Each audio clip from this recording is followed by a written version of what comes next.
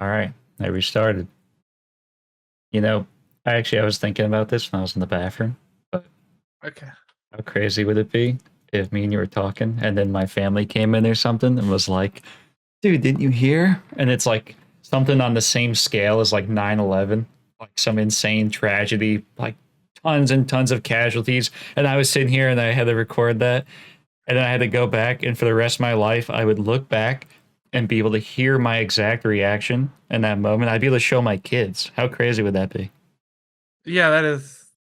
I mean, first off, I would hope that no tragedy on that scale would ever happen again. But yeah, it would be an interesting time capsule piece, definitely, to go back and look at and be like, "Holy hell, man! Like, look, this happened live. Like, we were just in the middle of shooting the shit, and there you go." Yeah, I was thinking about that because you hear stories all the time from your parents or grandparents, whatever, for tragedies, but to actually hear the recording would be insane. But Yeah, anyway, we're starting the second episode of Cognita Tequila, the podcast for thinking men and drinking and drinking men. man. Yeah. So, and our topic as chosen this time would probably be defined as what makes a hero or what defines a hero, what is a hero, however you want to say it. Because me and you wrote down a lot about this topic. Yeah, we're gonna cover the whole spectrum of like heroes, villains, but I think it can all be summarized into like what makes a hero. There's so many different kinds. I was going to say this too, is that the term hero is such a broad like brush. It's such an umbrella term because the same way that you are always, I'm sure you know this, the villain in someone else's story, even if you take a neutral stance. In fact, if you take a neutral stance, you're the most likely to be the villain. But in the same vein, you can be somebody's hero without even knowing it. Um, and so there is so many kinds of heroes out there.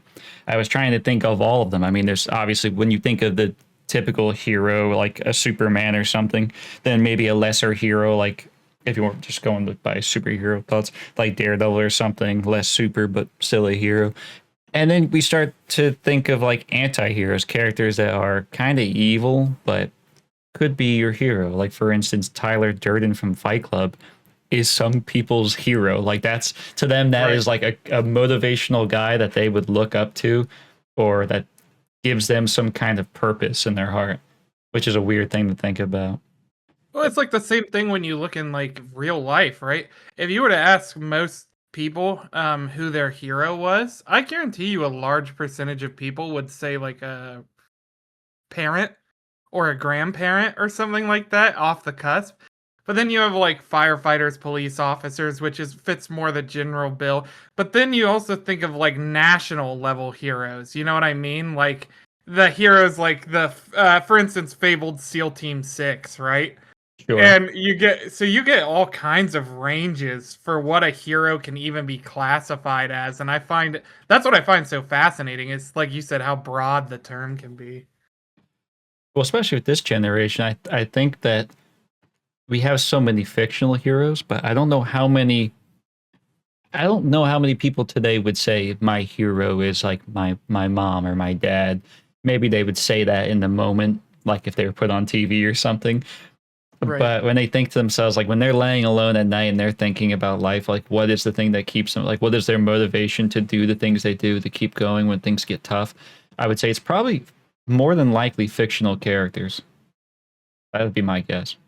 Yeah, I think that our generation, because of how much exposure we have to media and stuff like that, I do think that we're just largely we find it easier to relate to the characters we see on TV or in books and stuff like that. Because in all honesty, like the hero of old style tale is just kind of gone, right? You Mhm. don't have knights journeying out to save the castle anymore. It's just not something that exists in the modern day. So, Or the fabled, cowboy who comes into town and deals with the dirty gangster that came in and was giving everyone a hard time, the criminal. right, like the This ranger with the Lone big Ranger. iron, Yeah. right? Yeah. Comes in with a big iron and clears out the baddies. But I mean, most of that stuff when it comes to the idea or like the perception of a person, it's always a bit skewed, right? Like, for example, if somebody saves your life, I mean, of course, objectively, they're a hero, but they could have done it not for you personally. Maybe it was an accident. Maybe they just saved you by chance. But to Hmm. you, they are the greatest hero that's ever been because, well, you value your life very much. So I can only imagine through many years of people's storytelling, and you know how storytelling can be. We like to add our own fun details that makes it more interesting. Uh, I can only imagine how many times that maybe somebody was saved by like some gnarly cowboy or whatever, or a knight came in and last minute saved him, but had nothing to do with actually trying to be heroic, but happened to be heroic in that moment. And they went home and wrote about it or whatever, created some kind of narrative story, told their family, maybe told the whole town, who knows?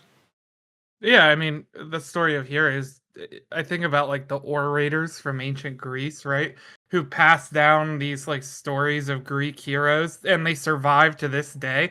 Like the story of Hercules, for instance. That's an insane one. That just I'm sure got embellished more and more and more over time. But for all we know, Hercules might have just been some dude who was in the right place at the right time to save someone's life.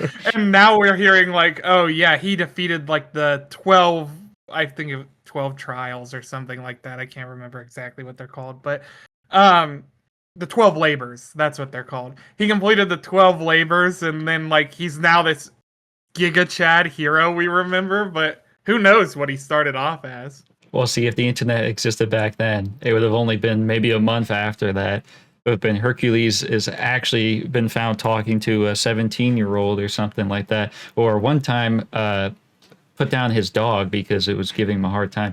Something like that. You'd find out something terrible about him. He wouldn't even want to know, and it would be crushed. Your hero would be dismantled and brought down. Yeah, we kill heroes nowadays. It's really kind of tragic, but most of the time the idea of heroes don't even really exist. Like even if you look back in history at people who generally would have been considered heroes, it doesn't take more than a couple of steps on the internet to find somebody spouting about how, oh, well, they actually did this, this, and this. Did you know that? And it's like, okay, You think great. Well, that's now we can. you think that's because of somebody who also was around that time passed it down, and it kept going until somebody like to this modern age remembered it or was told about it or had access to information and decided like make it their mission to spread it to everyone. Some person whose great ancestor was wronged by George Washington, so for the rest of the time their family has spent their entire lives trying to just ruin his legacy and everything. It could be. The main thing I think is people are a lot more critical of each other nowadays. Where I feel like back then, if the good generally outweighed the bad, you could overlook some like Mm. travesties, I guess. But nowadays, I don't think that's the case. It's like if you're not the golden statue shining example of what a good person should be, there will be somebody out there trying to find a way to make sure you're not labeled as a hero or a good person. Right. Well, I guess it'd be good to start defining what a hero could be, and at least in our terms, me and you. And like I said, although I feel like it's such an umbrella term, there has to be something that you can point to that you're like, okay, this is what makes a hero for me. And to me, typically, um, I would want to think it's selflessness, but that's not always the case. I would say simply being opposed to evil is enough for me, or I guess when the time is right, standing up for it. It's hard to say. Like we watched that movie with the blind person. What was the one you showed me? Book of Eli. Book of Eli, and he was the good guy in that movie, but there were some points in it that I was kind of like iffy about, where I was like, oh, I don't know, he's not really going out of his way to help people, but maybe that's not what makes you a hero after all. He was doing the greater good. He had some other plans in that movie. Yeah, I think that it can vary. I tend to think of the hero of old archetype. That's like when I think of a hero, that's what sits in my mind. Like King Arthur is the go-to for me.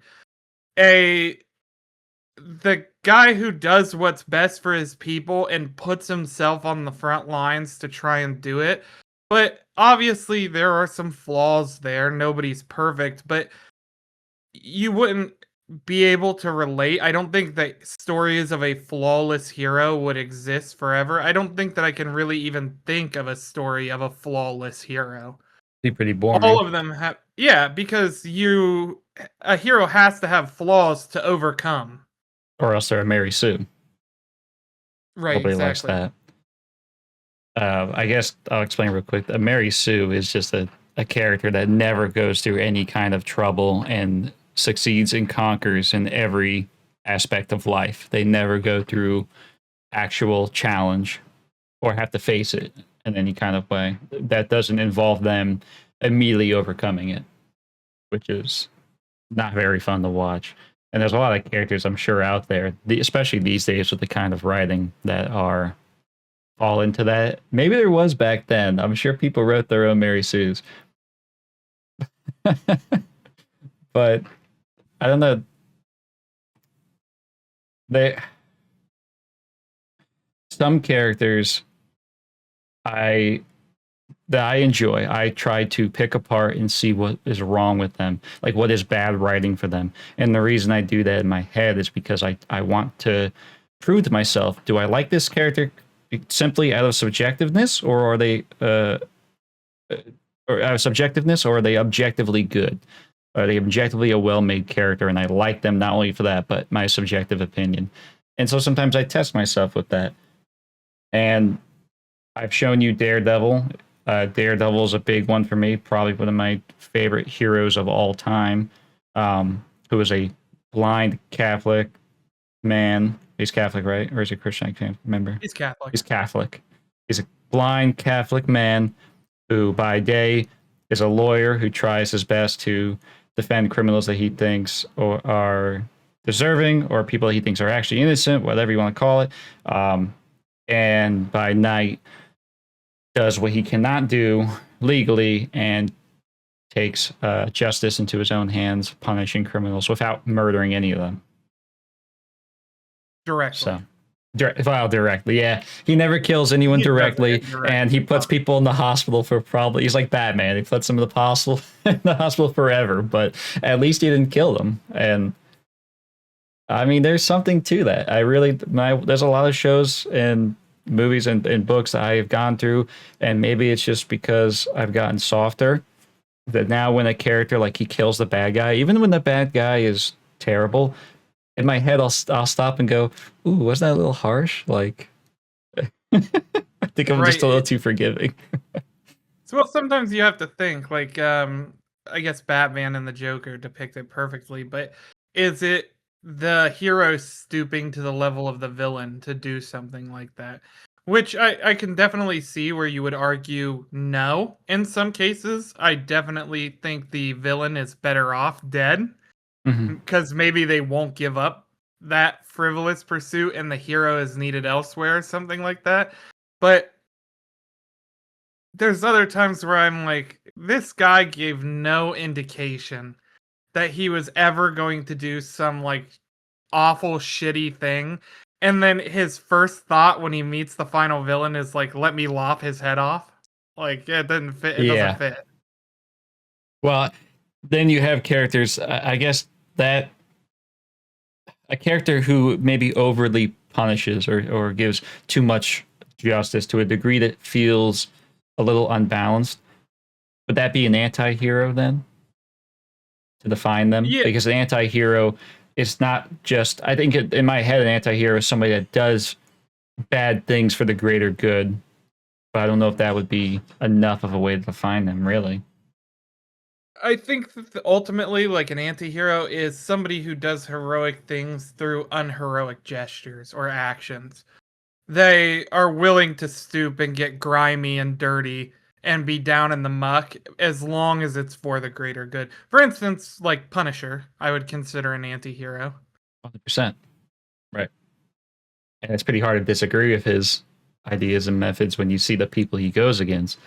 Because they never put Punisher up against, say, like a good man who's gotten off the wrong track in life and has started stealing stuff for his family who's starving. No, because obviously then Punisher would be just a complete villain. Because although he's stopping someone that's doing crimes, it's an overreaction. But it's always they need to find when it comes to Punisher to keep him as an anti-hero and not make him a villain. They usually have to find an enemy for him that's far worse than what expected. Like as in one of the main ones they always use for Punisher is child trafficker, murderer, rapist, pedophile, like something really bad that you watch Punisher, what he does to them, and you go, yep, I can't even argue with that. He deserved it. That guy had it coming. Right. It's just the big thing is you do, as much as you agree with the actions, that's what makes them the hero, is that you find it agreeable and you think that what needed to happen should happen. It's just try taking somebody that would be classified as a normal hero, Spider-Man for instance, and putting them in the same situation. We would still justify, yeah, that pedophile probably deserved to get shot and killed like Punisher would have done, but Spider-Man's not going to do that. Yeah, unfortunately not. He's going to break all the bones in his body and then say some probably cheesy one-liner that's, when you think about it in the long term, kind of a weird thing to do when you're fighting somebody like that. Probably shouldn't be giving any one-liners while fighting a pedophile, but I'm sure Spider-Man will find a way. Because I imagine if you're the family, after hearing that, you're like, oh man, but the Spider-Man, you cannot be saying that. But if you don't mind for a sec, I had something written I wanted to mention that I don't know if I've heard really anyone else talk about, but this is something I wanted to bring up to you. Is when it comes to old television, the only way I know this is talked about is Walter White and Tony Soprano. Okay. Sopranos is considered slightly older television. But we'll go in general. Is that the old TV series typically had the character never changed. The actions around the things around them would change, which would thrust them into the hero's journey per se. You know, the events around them. But the characters themselves would never change from start to end. They were a static character. They were just a hero through and through. They were the good, or in the case of Tony Soprano and Walter, in case of Tony Soprano, we'll say, was bad from the start to the end. He starts the show as a mobster. By the end, he's still a mobster, right? Mobster, yeah. But that's where Breaking Bad became so popular and did so well, is that Walter White starts as the good guy. He's put in a position where he is the underdog. He is someone you want to root for. He has typically considered objectively good morals, following typical Christian identity, whatever you want to give it to, don't killing people's wrong. I don't want to hurt anybody, mind my own business, help those in need, stand up to bullies, things like that. And through the course of the show, as you know, as most people know, Walter White becomes like a monster by the end. Yeah, at least in most people's eyes. He's seen as he's the bad guy at the end. He's a villain, no longer a hero. Old television never did that. That was just something, if you watch like old black and white TV, that was never a thing. And that is something that is really interesting about it. I don't think they really ever had a reason to. I don't feel like with stories back then or like TV movies, first off, they were a lot more simplistic anyway. Like when I think of black and white classics, I always think of Westerns. Right. And you had a working formula. Good guy sheriff rolls into town, hunts down bad guy gang, arrests all the members of the gang, has a Mexican standoff with the last guy, wins the standoff, and then cut to credits. And people ate that up. You didn't really need to have complex stories back then because everyone would consume that like it was nothing. They're like there was nothing else to He shot watch. I cheer again for the 500th time, seeing the bad guy get shot and killed. That's what I always think back to. Like my grandfather used to watch westerns on TV all the time, and the amount of times saw him watch like Davy Crockett or um Tombstone or Oh something yeah. like that. For him, it was just like, yep, that's cowboys, and that's what cowboys do, and I love it. Well, you know what people like about cowboys so much is cowboys tend to be they're not ultimate good. They're a bit The in the renegades. grime. Exactly they're renegade. They and I was going to bring this up too is with Americans specifically, especially in America, looking back all the way from World War One to now. Americans have always had an interest in romanticizing criminals in general, but we tend to have a fascination or love with anti-heroes, people who are kind of bad but not so bad. And I think that's where cowboys really people had such a lust and love for them is that they're always this badass guy who takes shit from nobody, stops the maybe it's the evil Indians that come by scalping people, or maybe it's the evil man in black who's going around pillaging the town and taking what he wants, shooting people at the bar, things like that. And our hero isn't so much better himself, but has some level of standards, and that's Well, enough. And we like that about them. We like that they're flawed because it gives us something to grasp onto. I don't know if you ever heard of the movie Natural Born Killers, um, but it actually got banned for a stint here in the United States because it follows two it follows a couple that are both criminals, and forgive me if I'm butchering their names. It's been a while since I've watched it, but it's called like I think their names are like Mickey and Mallory. And there's some like this crime couple that basically I think murders her parents in the movie and stuff like that, and they run off together. And the problem is it ended up getting banned in America because they were worried that people were romanticizing the violence too much. People started imagining themselves in the shoes of these people who were like going out and committing heinous crimes and running away in the name of love together. Mhm. And I find it very fascinating. It goes back into like you saying we romanticize like the anti-heroes, which is exactly what the two of them were. Is in a way it shows like, oh, this great couple goes and they finally live on their own and they live their own way. I think it's that freedom that we romanticize so much. Exactly. They were the But modern Bonnie and Clyde. exactly, yeah. So people, I can understand where, I mean, I can't understand why you would want to be them, but Americans naturally we just have that love for freedom. It's been bred into us since since you can remember going to school.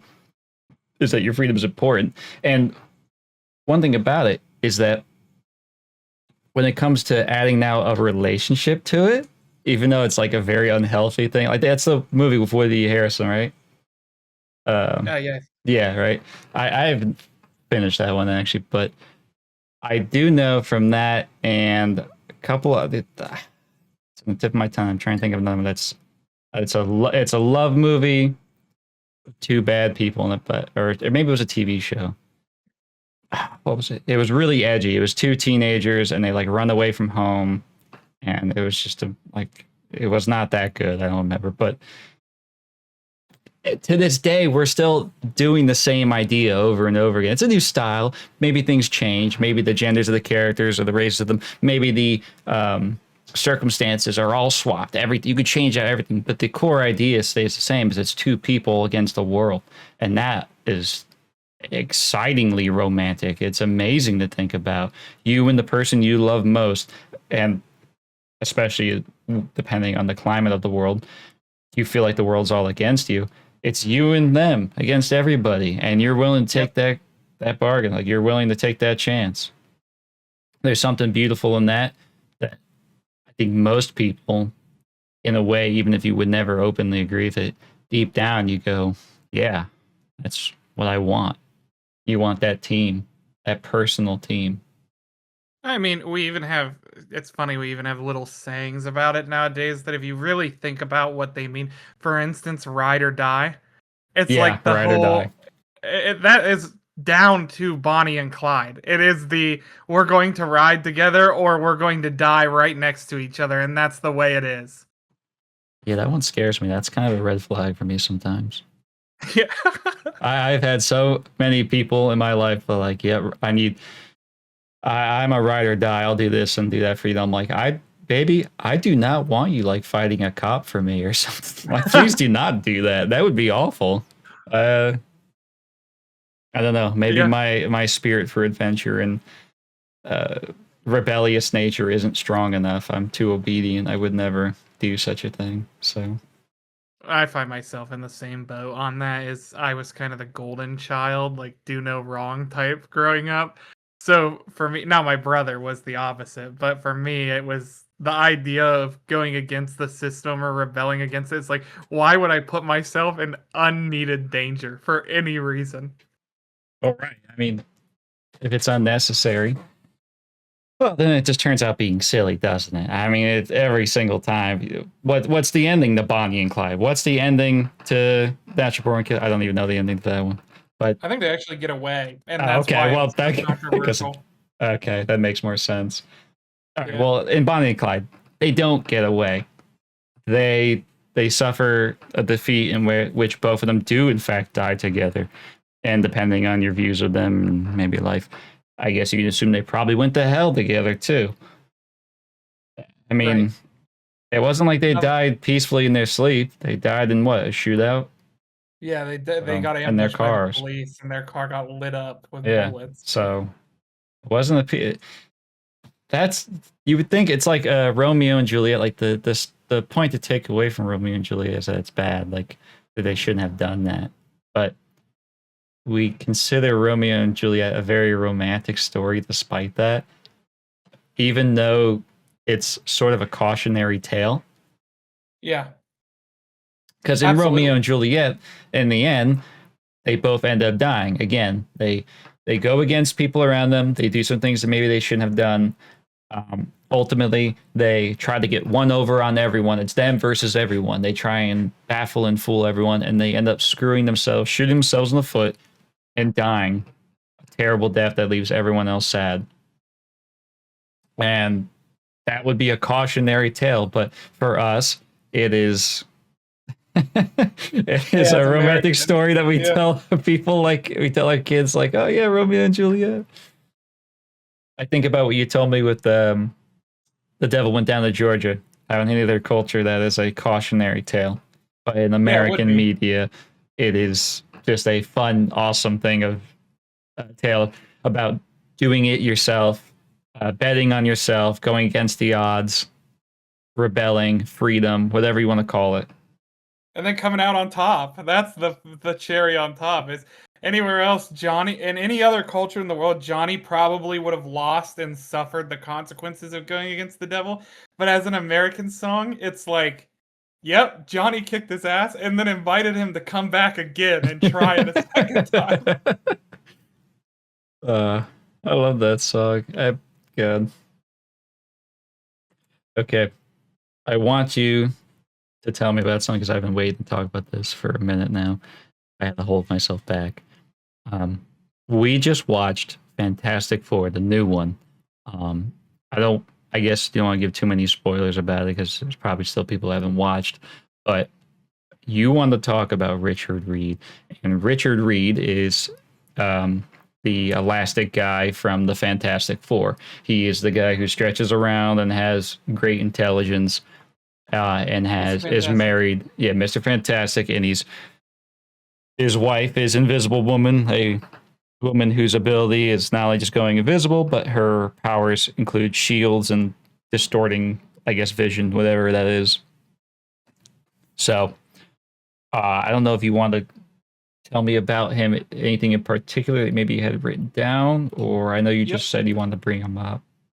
Yeah, I one of the things that I thought they did really well with is the hero's internal conflict, because we often, when we're envisioning a hero, we look at the external conflict, i.e., the knight versus the dragon. But how often do we actually look at like the knight versus himself? What's going on in his own Man head? versus self. Right, exactly. And so I think that what they depicted beautifully with Reed in the new movie is, and it's something that I kind of sympathize with, and it's why I really liked the character and related to the character, is Reed has this internal problem in the movie where he inherently views the world, and they even call it out in the movie, is that he inherently views the world in a extremely logical way.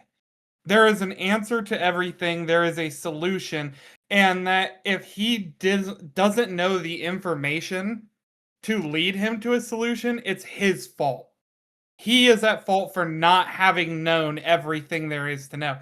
And for those of you who watched the first episode, and for you, you'll know, I've told you, I want to know everything. And inherently, I feel that way a lot of the time, is if I find myself in a situation where I don't know something or I fail at something because I don't understand it, it frustrates me. Because I inherently see it in the same logical way. Now, the nice thing is that the movie shows how he has to balance that with, of all things, parenting, which ends up becoming the catalyst for him getting past that logical thought and moving into viewing the world more emotion based. But he's not only fighting the big bad on the outside, but we also get an entire miniature arc that you saw, and you even pointed out. I don't want to spoil, obviously, stuff that happens at the end, but you see at the end how he acts on emotion instead of logic, On and it faith. ends up working out great. Yeah, exactly. Yeah. I think that you yourself embody that as well. Is although I do see you as a very logical person, at the end of the day, you only have so much information. You're only mortal, and I find this with you as well as other people like you, and definitely with Reed in that movie. Is that the best thing you can do when you finally reach the point where there is no answer? You don't have an answer to this question, or no matter how much dialogue, internal thinking, how much research you put into it, you will never truly know the right answer to something.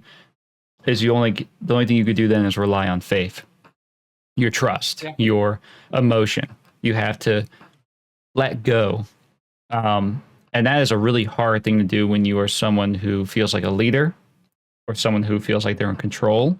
Often, of a lot of scenarios, and as a parent, that is perfectly shown because as a parent, you are in control, can control the entire time. What else are you going to do? It's a baby.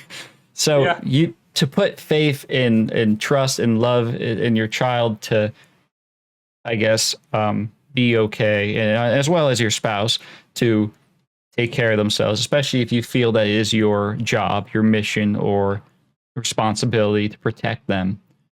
That is a really difficult thing. I think, especially for guys, that's a really difficult thing to do. Oh yeah.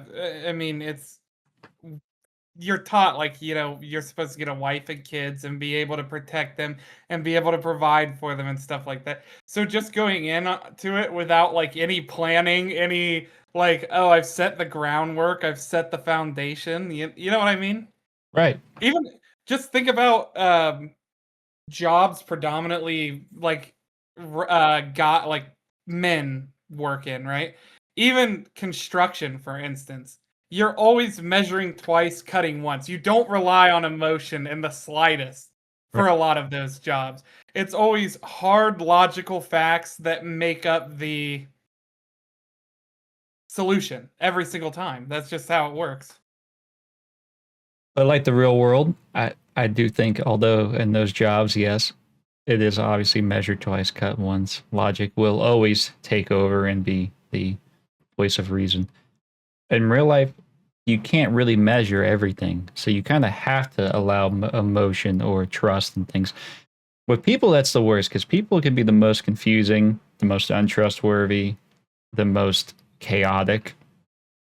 Oh yeah, absolutely. And like say, like I was saying, like as a guy, you feel that way, and as a parent, to put that difficulty in perspective, what the logical person in that situation thinks is they imagine what could go wrong, and they say in that movie, Reed talks about the fact when it's brought to him to his face, you need to put more trust and emotion in people. You need to stop thinking so logically. He explains that with a logical mind, well, I'm sure a lot of people can relate to this, is the thing that stops you from making that difficult choice or making that jump to trust is you think about what could go wrong. You think about every possible thing that could go wrong, every possibility. And that can make you cowardly. That can make you incapable of taking a step forward because you'll stop and back up. Every time you take a step forward, you take 2 steps back because you need to remeasure and check again. And what can happen is that you end up never going anywhere. And I think that happens with Absolutely. people who are very anxious. And I think that plagues a lot of people now.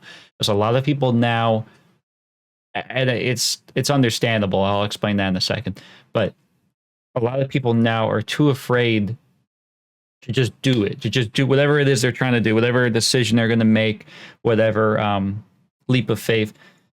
We are very logical people. We are designed to be now. We're kind of forced to be now, Especially even in though the we're not age of supposed to be. information. We Exactly. consume so much factual information every day that the justification for doing something on faith is so little because why would you if a Google search could turn up results that say otherwise?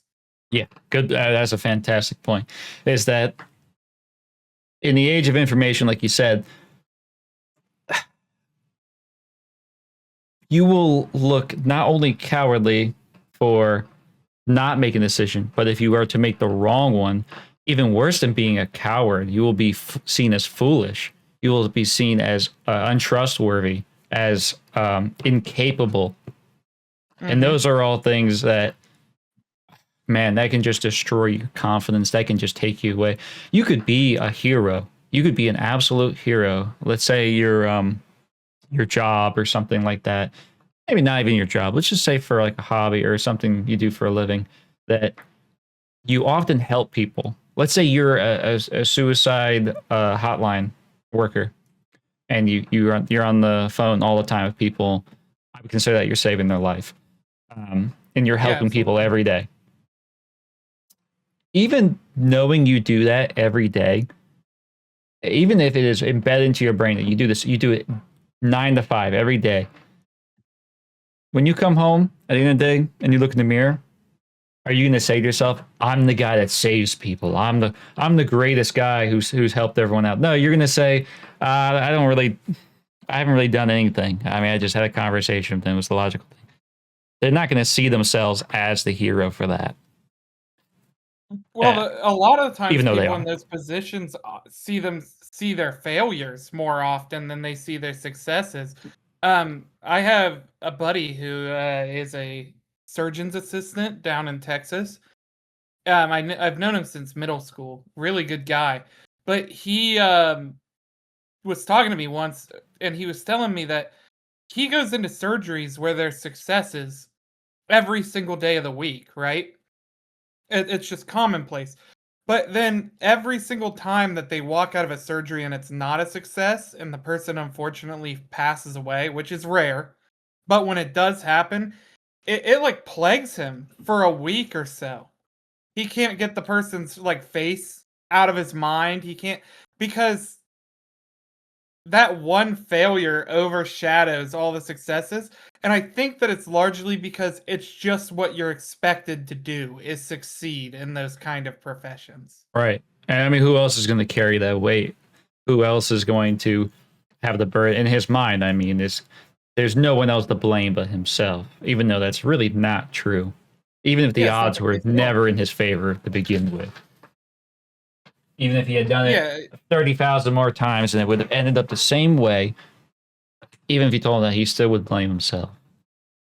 yeah, because you're just going to look back and say, "What could I have done differently?" Every single time. It's that guilt.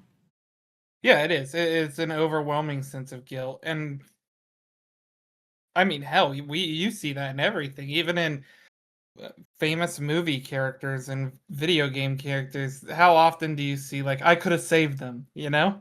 Right. There's a reason that that is a stereotype for that sort of situation is because I think it's just natural human emotion. Batman, why couldn't you save this one Gotham resident while you were fighting Bane, the Joker, and Mr. Freeze at the same time? Well, I was having a tough day. But you wouldn't, Yeah. you wouldn't expect Batman to say that. Yeah. You'll expect Batman to say, I know, I tried my hardest. And despite it all, I let one Gotham resident die. Yeah, I wasn't good enough. Statistically, you'd be like, come on, Batman. Like, dude, stop being such a doomer. Like, chill out. There's one guy. Yeah, you stop these guys who like blow up entire city blocks every week. In all honesty, losing one guy probably didn't mean that much to stop all of them. Well, except to that one family who's probably going to go out in the streets and say, Batman let my so-and-so in my family die. What a bastard. Resentful, Right. ungrateful to the hero that helped them. Yeah, which is a very fascinating thing is looking at how people perceive heroes and how a single action or a single lived experience might completely change how somebody views a person in like a villainous sort of way. Characters let me think. The X-Men I think are a great example, right? Mm-hmm. It's well, the X-Men try their ass off all the time to save everyone they can and to save a whole bunch of people. What we watched X-Men 2 or X-Men 1, I can't remember which one it was, but we watched them a couple weeks ago. And they literally stopped Magneto's machine that was going to turn everyone into planet Earth into like failing mutants that they just turn into goop after a little bit. And nobody cares. Yeah, everyone's Nobody just gives pissed a off. shit. We go into the next movie and it's we created a serum that kills mutants instantly. Talk about ungrateful, really. Oh my god. Yeah. I mean, you can The do X-Men really you can just do get no the shit good into this thing. in that Well, sense. it goes back to, you can do a world of good, but the one bad thing you do is the thing everyone will remember, right? Oh, 1,000%. I mean, me and you have seen that in our lifetimes enough. It's disheartening, and I think it stops a lot of people from their potential of doing real good. I think a lot of people get burned like that, or they see someone else get burned and they say, why bother? What's the point? If you had a hero, and I think this happens a lot today, you had a childhood hero or someone you looked up to, and then you find out everything about them. You find out their political opinion isn't the same as yours.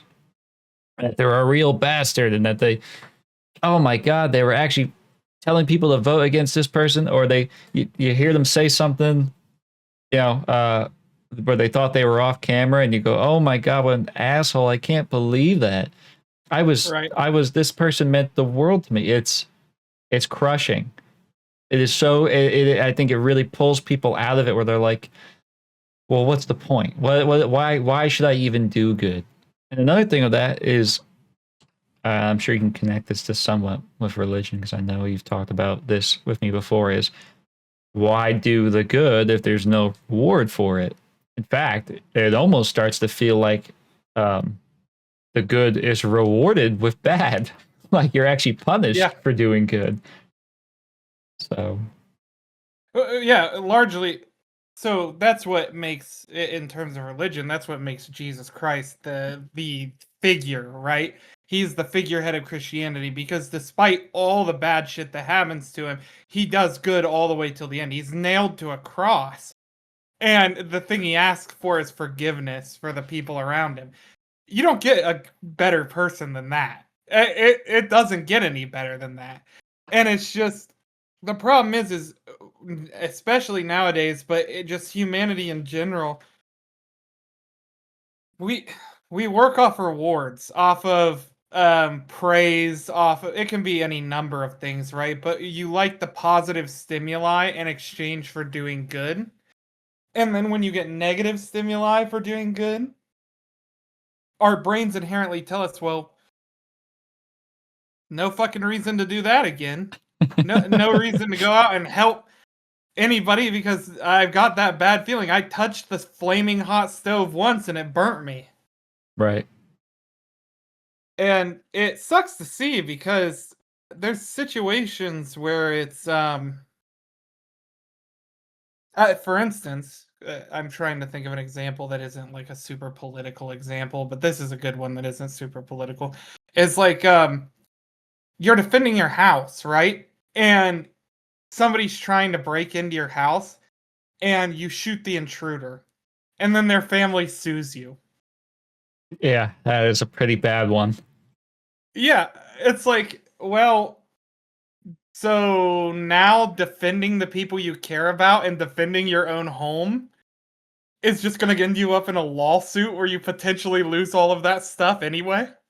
Right. And then you feel like you were punished for doing something good. You feel like the powers that be, those above you, are going out of their way to, I mean, in some cases they might be, who knows, but are going out of their way to punish you for doing something right, or are basically telling you to take it, to accept it.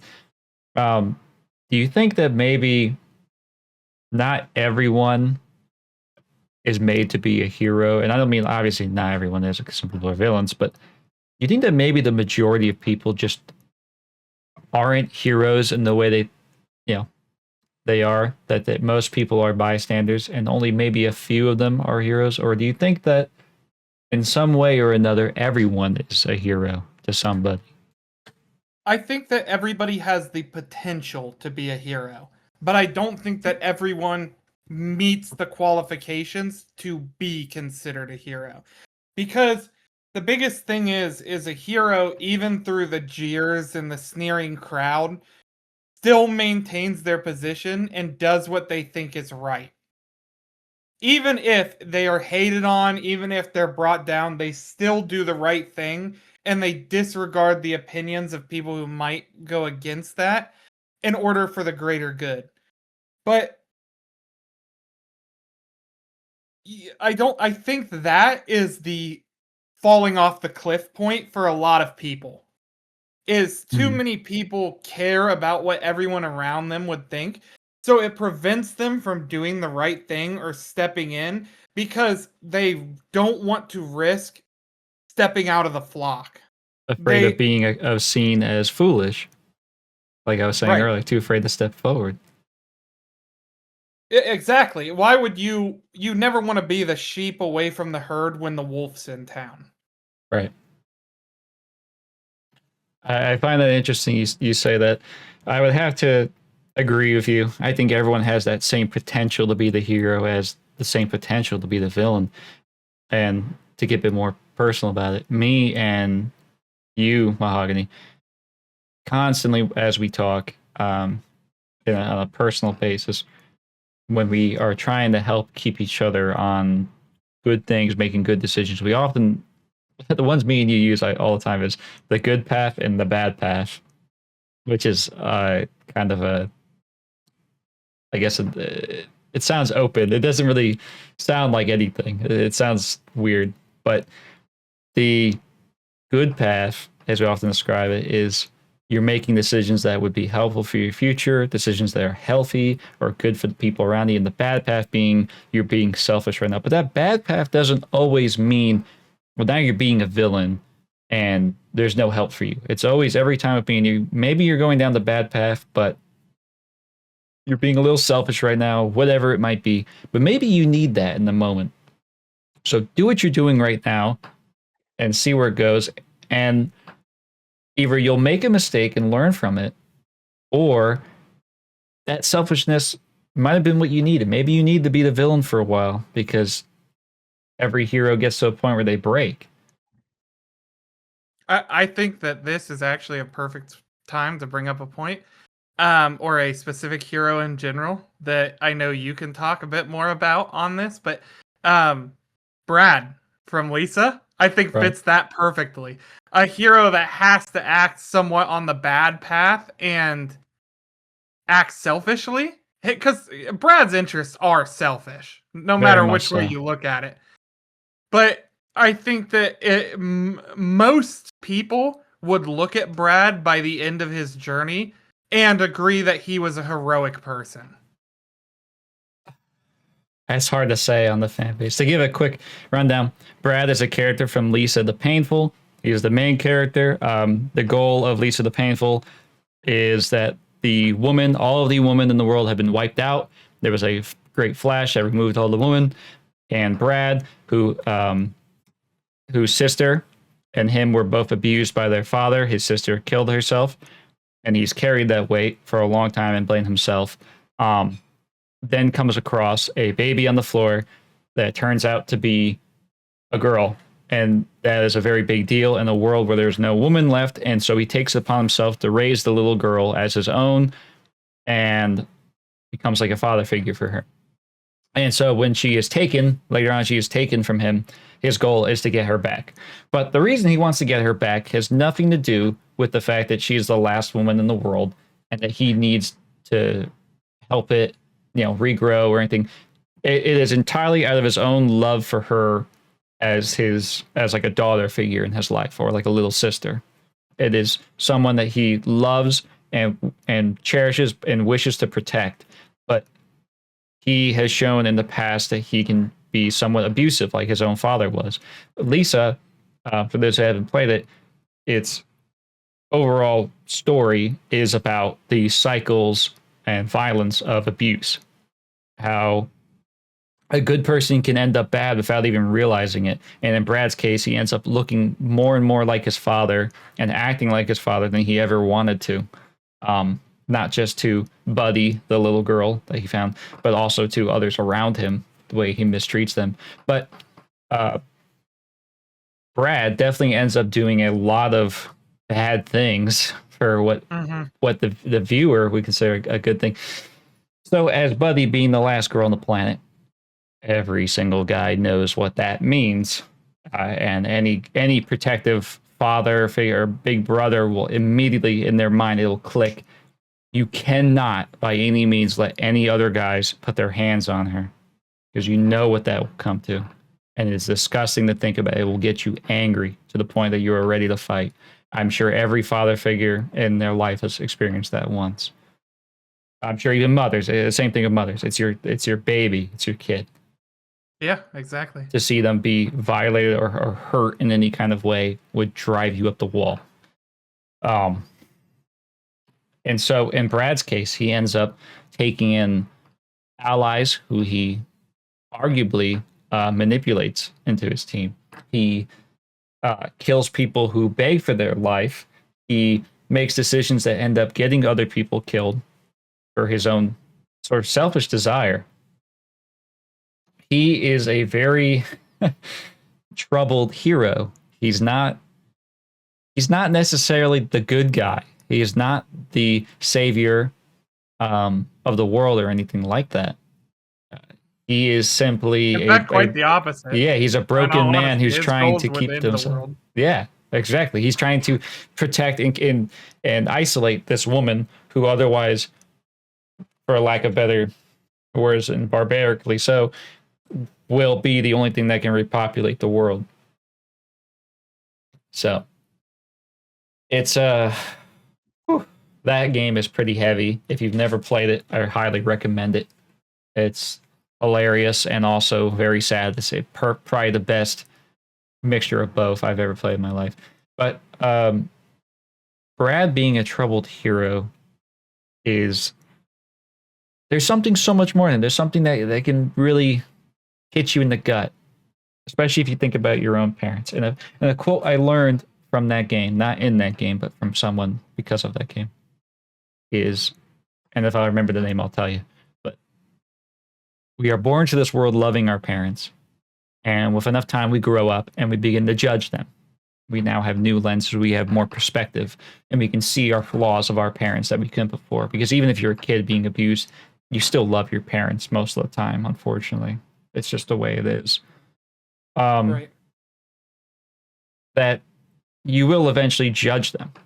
And very, very rarely will you end up forgiving them. That's the hard. It's very common, and then you see with so many people you talk to, I'm sure, is that you'll talk to somebody who has something bad to say about their parents. And in a lot of cases, they might have a good point for it. They might have a good reason. They could tell you some story that their parents did something bad. That's what makes it so difficult, is forgiving them. That's what makes forgiveness a virtue. Is maybe you don't have to forgive them. Maybe they don't even deserve your forgiveness, but you do it anyway because you only have two parents. And if your parents, your biological ones, aren't your parents, well, then someone else has to be, at least for a while. Yeah, you have A some sort of spiritual figure one. in your life. Yeah. So I do think it's really important to have someone like that, even if it's one, just an older friend who look up to anything. Um, and I think that even if your parents have done some horrendous things, which very likely is true because parents are learning at the same time. Parents are going to make mistakes. As I do think that eventually, even if it involves you swallowing your pride, being the bigger person, maybe sometimes letting things go that don't deserve to be let go, I think it will overall lead to a happier life. Absolutely. I think that the thing, it's so easy to cast judgment on people, but realistically, if you take a look inside and take a look at yourself, when is the last time that you felt like you truly had everything figured out? Everything. You knew exactly what you were doing, you knew exactly where you needed to go, what the next step was. It's likely been a long time, if ever. I would say never for most people. Yeah, because it's you. I realize now as an adult, it's like you when you're a kid, you look at adults and you go, "Wow, they have it all figured out." You know, they have the 9 to 5, they're making money, life's good. They only have to go to work every day and come home, and that's the extent of it. And then they just get to relax. And then you become an adult, and you're like, "Yeah, nope, that's not at all what It's I imagined it was gonna tiresome. be." Why does dad come home every night and immediately pour a drink? I don't get it. It tastes funny. It smells gross. Like it burns in my chest. Why would he want to chug that down when he gets home from work? I can't get it. And then now I'm sitting here at about to be 23 next month and saying to myself, yeah, I get it now. In Yep. fact, it is the only way I could see how he had gotten through it. You know, uh, Right. Exactly. Yeah. you look at your parents and you go, wow, all your vices make sense now. Because how the fuck did you get through life without it? Right. Yeah. How And did you it's that moment of reprieve. exactly, and we talked about this a bit last time, but everyone has to have their vice, and for us, obviously, a lot of the time is drinking.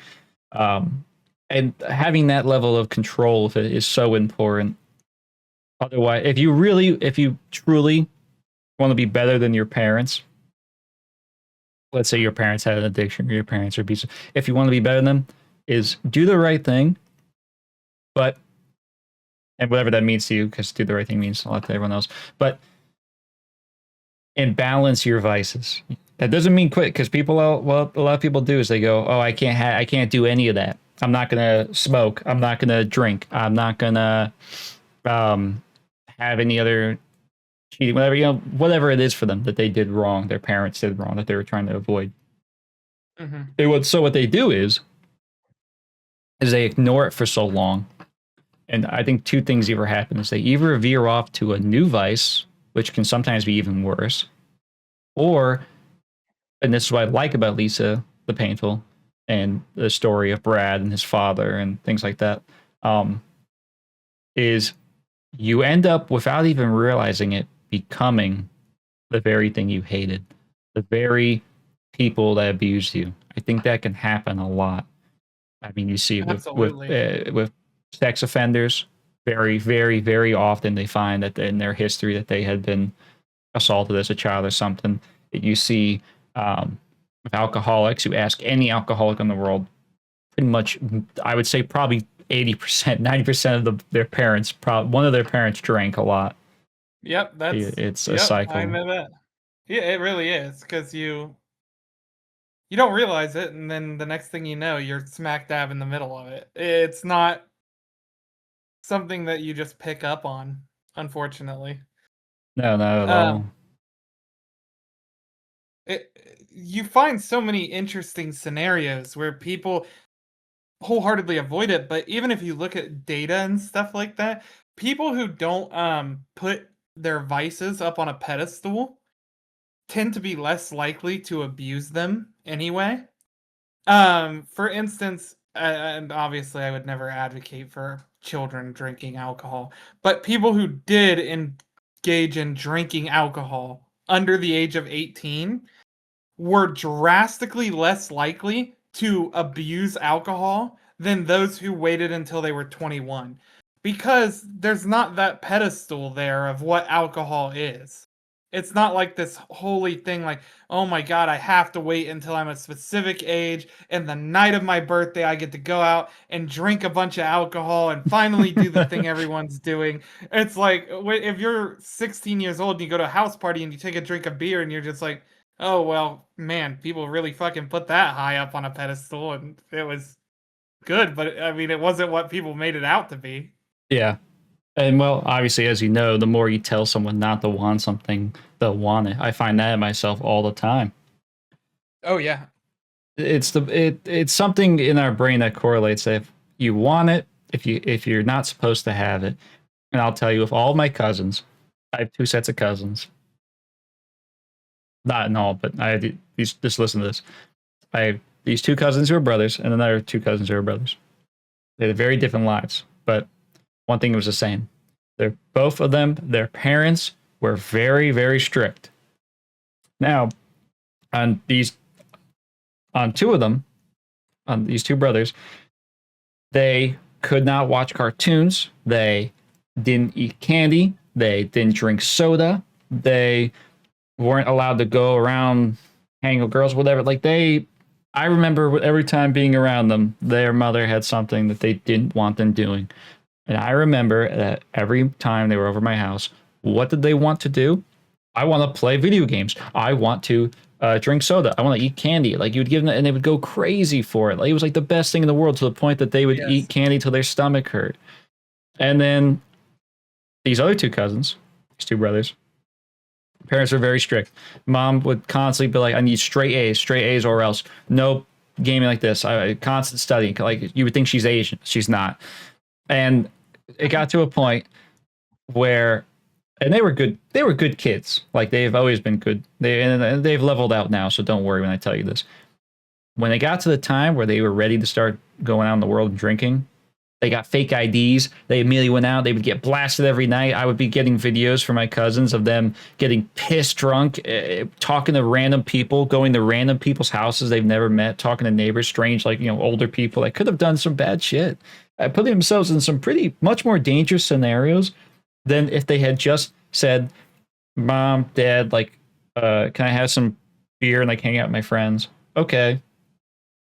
Not that you're saying necessarily, like, again, you wouldn't necessarily advocate for kids drinking per se. right. But when I was in my own household, my own mother would give me, when I got to a certain age, would say, you want a 6-pack of beer? Sure. And I would just sip on some beer. It wasn't much. It was just, I liked having a beer. Sure. Then later on in life, I got to a point, I think when I was like 18, 19, I think it was around that time, maybe 20. I wasn't 21 yet, so I couldn't legally buy my own alcohol. But I was an adult, so who would care if I did? So my mom would go down, take my money, and go purchase whiskey, a whole thing of Jack Daniels, and I would mix that with Coke or whatever. And I think you remember probably at me telling you at least a couple times before some of my escapades of just getting wasted. I mean, absolutely just.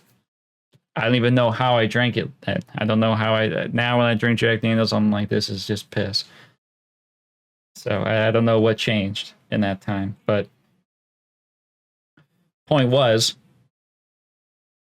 I had my moment. I didn't go so crazy that it wasn't like, I wasn't going out anywhere. I was in my room drinking it, sure.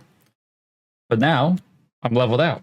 I only drink on the weekends. I don't have the urge. I mean, maybe I have the urge once in a while. Who doesn't? But when I'm on a Tuesday night, I'm sitting here going, man, I would love to just stash an entire 750 milliliters of vodka in my gut and hang out to a place. I go, well, no, I'm not going to do that. Instead, I'm going to I'm going to have a Sprite and sit here and maybe watch some TV. So Yeah, Uh, it's the same thing. I was interestingly enough, I kind of had the opposite effect on me. My parents were very lenient too, and my parents told me like, hey, if you want to drink or you want to try a sip of something, like let us know. That was kind of how it was. It was just be upfront with us, be honest with us, and we'll go from there. But I think that because they were upfront and honest, and I always had that option. I just never wanted to take it. I was just like, well, I know I have it and like I could take it, but I also knew like at least I had smelled beer before, you know what I mean? And I was just like, yeah, that does not smell appetizing in the slightest.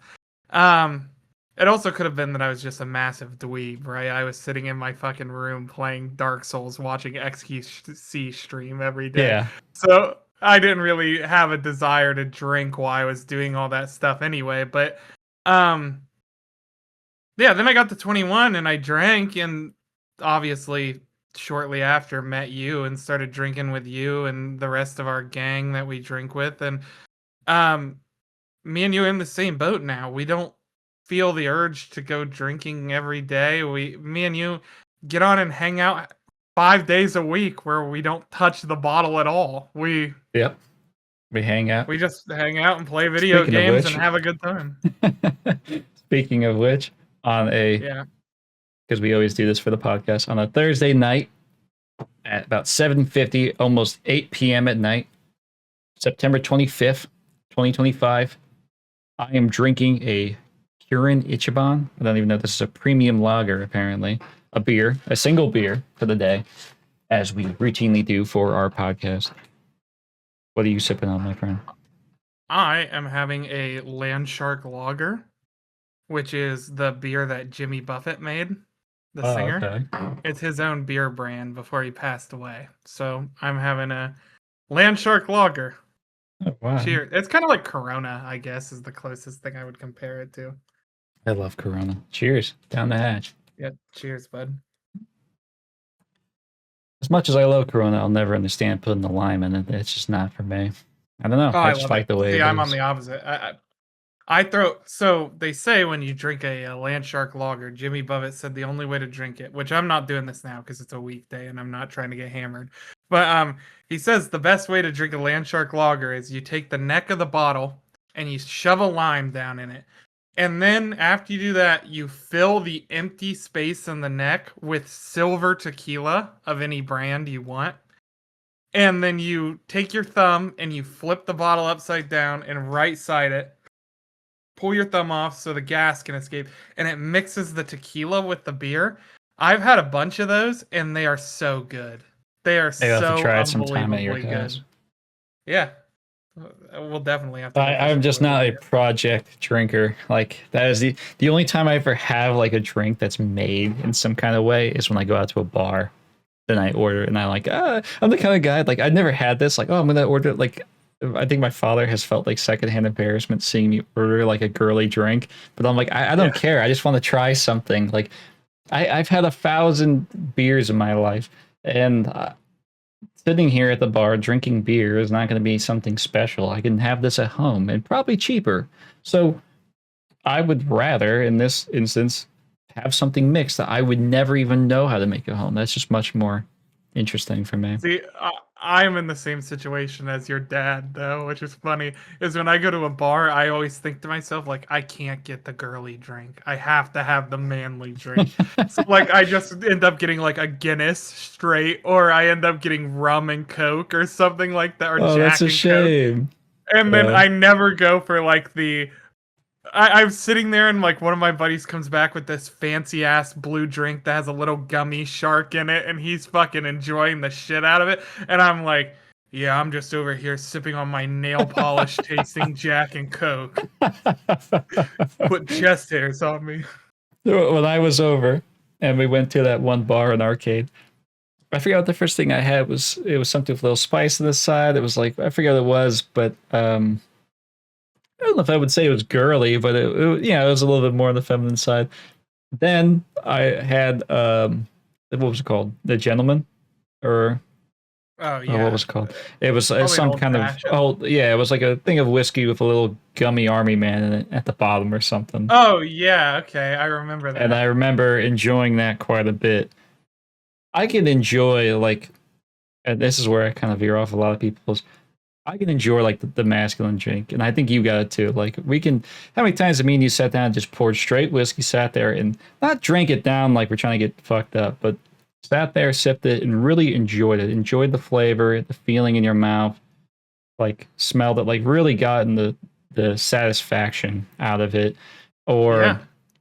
drank. You know, I mean, we're drinking beer. The beer is considered a masculine drink, I suppose, and these days, I feel like I know so many guys who just straight tell me, "No, beer's gross. Beer, I would no, beer's disgusting." I Yeah, guess that's it's so strange to me. I feel like that would be like 20 strange. years ago, you would never ever hear that, right? You Yeah, like every guy would be like, "Yep, I'm going home and buying a 12 pack of fucking Pabst Blue Ribbon or some shit like that." yeah. Then your friend tells you, "Oh yeah, dude, I'm getting me some White Claws tonight," and you're like, "Yeah, yeah, man, I might down like 4 of these." Uh Yeah, that's what the huh. idea of seltzers in general is strange to me because I hate seltzers. I've tried. I've given them the benefit of the Not doubt. really my There's thing. only one seltzer that I've ever liked, which was High Noons. If you ever heard of those, Oh yeah, they have a pineapple flavor, and that is the only seltzer that I've actually ever enjoyed. But I don't know. I'm just a beer man all the way. Like, give me a I love Guinness beer. any night of the week, and I'm content.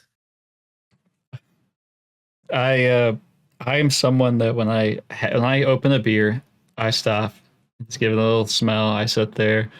The first sip, I feel like I close my eyes sometimes and smile and like lean back in my chair and I'm like, yeah. And I get a little chuckle to myself thinking about that because never once when I was a teenager or like a kid or anything did I ever think that I would be sitting in my chair at my computer like my dad like did, sitting here with a glass of whiskey or a bottle of beer, sipping on it, going, "Oh yeah, that's the stuff." As a kid, I was like, Yep, "Why would you even do that? Like, what, it seems what how almost could you enjoy ridiculous. it?" Yeah. Yeah. Oh, but I guess that sort of stuff changes over time. My taste buds have definitely changed. I love salty stuff. I love bitter things. I mean, now I'm a total guy like tasting new cheese. Oh yeah, fantastic, great, amazing. Yeah, your taste becomes more sophisticated. That's what if you would have given me something that was earthy tasting when I was a kid, I probably would have looked at you and been like, "This tastes like fucking dirt. Why are you giving me this?" And now I find that one of my favorite flavors of anything is just earthy. I like really that's why I like Guinness. I like dark alcohols in general because they're earthy. I don't know, have you ever had or heard of matcha before? I've heard of it. It's like a I might have green had it. drink. And the best way I can explain what matcha tastes like, and this is gonna be so strange, but matcha tastes like fresh cut grass smells. Not very And appealing or appetizing.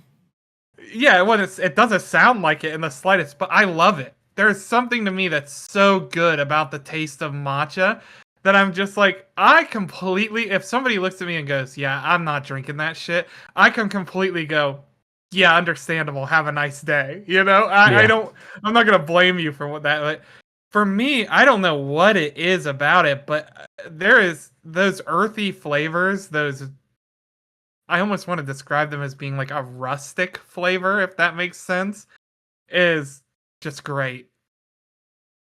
Well, something about acquired taste is supposed to be that your taste buds assume that whatever it is touching them is bad, and that's why it gives a signal to your brain that it tastes bad. That this is a bad thing. Do not swallow this. It could hurt you. And then over time, you consume it enough that no longer is it tastes bad, but it tastes good because your brain comes to the conclusion, well, we've had this several times and we've been fine, so we're overreacting. And that's an acquired taste. But there's certain things I like even when I was a kid. I've loved pickles since I can remember. I just loved them. Yeah, Pickles me seem too. to be, it's like a 50-50, I guess, for a lot of people, but a lot of people will tell me, like, ew, how could you ever want to eat that? It's covered in salt. There's a strong, violent taste when it hits your taste buds. The very first bite, it can make you squeam, like your face squish with how much it is. But I don't know. I've always liked pickles in my mouth, deep in my mouth. Okay, Um, great. You know, what's funny about that is I find it just as interesting as there's flavors like pickles, for instance, or a big one for me is coleslaw. I know a ton of people hate coleslaw, and I love it. I think it's amazing. Um, if you don't like it, it is what it is. I get it. I understand. But I think I was just like raised on coleslaw. My grandfather had his own recipe of coleslaw that him and my great uncle made together. Fantastic. I ate it all the time. But then what I find more fascinating is like flavors that I see and I look around me that people really love that I hate. For instance, strawberries. I cannot stand the taste of strawberries. I think they're vile. have you tried them with But sugar? yes, I've tried them with Cream? chocolate. I've tried them with sugar. I've tried them in every way that you can. And see, you're probably thinking to yourself right now, how does this guy hate strawberries? Because everyone says No, that. I can understand, actually. I can. That's the first thing is, and I was asking that to be a little shitter on you because people do the same thing to me as I'll tell them I don't like something. And they always go, well, how do you know you haven't tried it this way before? In most cases for me, it's just, I try something a different way and it doesn't really change anything. Usually the biggest difference for me is texture. Like, for instance, I Yes. love potatoes, but mashed potatoes make me gag. Yeah, I agree. It's the flavor never changed. Not even a little bit. The recipe's still the same. Still all the same ingredients on top, like layered on top of it. You know, whatever oil and salt, things like that. It's still potatoes, but for some reason, when it's made into a mush, I just start gagging violently and getting disgusted by it, and I don't know why. Yeah, there's definitely things that are like that for me. For me, like the worst textures is like pudding, jello, yogurt. I can't eat anything like that Yeah, I'm because not the crazy about it. texture of it is just it makes me sick to my stomach. Okay, That's super strange. That being said, let me bring this we have a back a bit. podcast to talk about heroes on. Yeah. Well, hey, heroes eat food too, and drink, especially. Cheers. All heroes eat their pyramid every single day. So if you're hearing this, you better make sure you eat your pyramid of proteins and shit today. If you don't eat your vegetables, I will call Ryan Gosling and tell him you didn't. I love that 23-year-old me. No, no. one. Okay, so let me bring up one on you that I was eyeing down and thinking about. This is a short one, but it's to get us into the next one I want to. MacReady from The Thing, 1982, John Carpenter. The Thing, 1982, from John Carpenter, is a movie about people in the Arctic who are researchers who've been staying there for a long time. Most of them are overweight, pretty hairy, and have let themselves go. They stay there for years. It's just their job. They all know each other pretty well. They get annoyed of each other, but ultimately they care about each other. They're all men. There's no woman. And the thing that starts the movie is a husky comes from the snow being chased by a Norwegian helicopter shooting at them, and they're desperately trying to kill the husky until they crash. After they crash, the Americans see the Norwegians accidentally blow themselves up and die. They take in the husky as one of their own and put it in the pen with the rest. Little do they know that husky turns out to be an alien shapeshifter that is capable of brutally killing creatures around it with great efficiency and then materializing into them and looking just like them and taking their shape, their form, their sound, everything about them. The only thing it cannot replicate being their clothing, their implants, things that are not biogenetic, like things that would be like glasses, things like that. fillings. And what happens is they are now put in a situation where they don't know who to trust, and they need to. This, if you've ever played Among Us, this is what Among Us was based off of. Is they now have to eliminate whoever they believe is the thing, the bad alien creature that is trying to assimilate them. With the main character McCready being a guy who is shown from the very beginning to be a leader that everyone calls to for help. When something goes wrong, they ask for McCready. McCready might not be the smartest in terms of tech, or probably doesn't have the best understanding of computers, guns, who knows, anything else. But he has confidence. He stands for what he believes. He's the loudest guy in the room sometimes, but not always. He doesn't need to be. He is someone that when he speaks, everyone listens. He is the epitome of a leader. And so as a hero, he often has to kind of make certain sacrifices for the greater good. They start interrogating people who are his longtime friends. These are all his coworkers. He has to start interrogating them, being kind of cruel to them, almost torturing them in a way when he starts checking their blood. And overall, at some points, they even betray and turn on McCready, mutiny, believing that maybe he could be the thing after all, until he sets it in place that he's definitely not.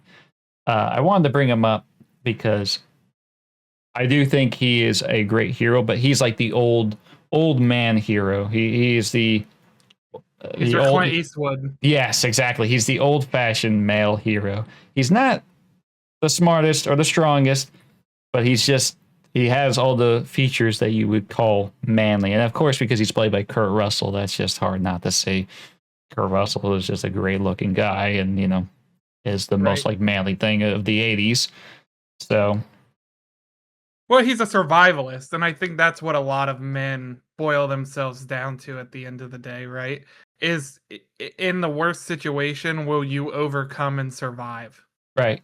Well, being in his position of leadership, he could have done a lot. He could have just killed everybody.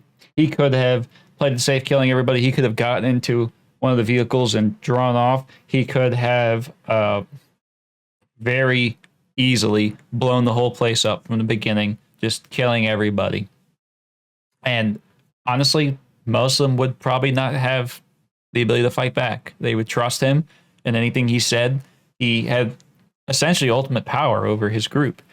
But with that power, he takes the responsibility of he goes through and tries to sort out who's good and who's bad, who's the thing, who's not.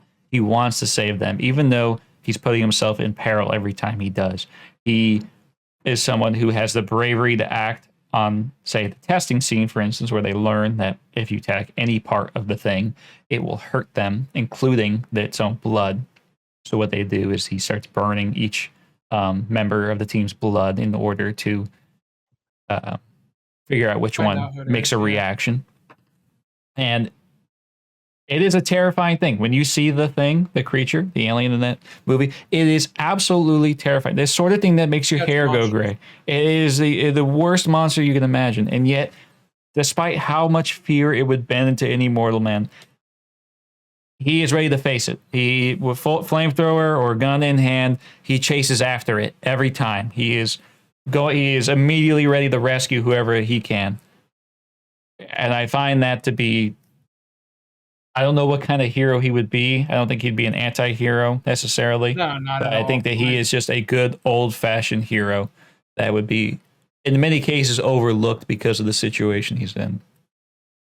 Yeah, I think he fits the archetype of the macho man hero. That's kind of, I think they all fit into the same thing. Think Arnold Schwarzenegger from Predator. Right. I think he fits the exact same bill. I think that there is a certain genre of hero that we would call the macho man. And it's that their flaw usually inherently comes in the fact that they throw themselves into danger head on in order to save everyone. Yeah, right. Their flaw, I would say, comes down to maybe a little too much courage, or a sometimes lack of sociability. And of course, in Kurt Russell's character McCready's case, he's a leader, so it's definitely not a social thing. But say in Predator, although Arnold Schwarzenegger's character is the leader, he's not really charismatic at all. No, He's not. just a guy who is a badass, for lack of better words. But the reason I brought up the thing is because after showing my interest and showing you the thing, I remember, I think that might have been, I don't remember if that was the reason or what it was that you brought up Yeah, I read Felix the book from Stolen yeah. Tongues. Yep. Maybe you can give a rundown of Stolen Tongues better than I can. Sure. For anybody who hasn't read Stolen Tongues, I highly recommend it. It's a great book. Stolen Tongues is basically about a couple going out after they got married for their honeymoon trip or getaway trip or whatever you want to call it. They go out to an old family cabin up in the snowy mountains. And slowly a presence makes itself known to them that it's an old Native American spirit that has the ability to copy the voices and the bodies of people, but not their faces. And it follows our main character Felix and his wife or fiance Faye, and the creature seems to have some sort of obsession with Faye. And the reason I brought up the character to you, and I just thought that Felix is, I say this a lot, but there are 3 male characters that I really look up to as heroes and people I want to live my life by. And Felix from this book is one of them. And it's because he's not anything special. By no means is he a manly man, badass. He's an English professor, right? Or an author or something. He's a writer. He's a writer. He's not like this macho man soldier or anything like that. But in the book, Felix shows time and time again, there are so many numerous chances that Felix, because the monster doesn't have any interest in Felix. It's only in Faye. So, or at least for a majority of the book. Until Felix decides that he's not going to abandon her. Despite the fact that the easiest solution would be to walk away and never have to deal with this again in your life, he can't do it. And he puts everything on the line for the love of his life. Yeah. Felix, I would describe with a quote as, brave is the man who fears nothing. Braver is the man who faces his fears. Because Felix, time and time again, in that story, when I was listening to that story, I listened to the audiobook that Mahogany showed me. Oh my God.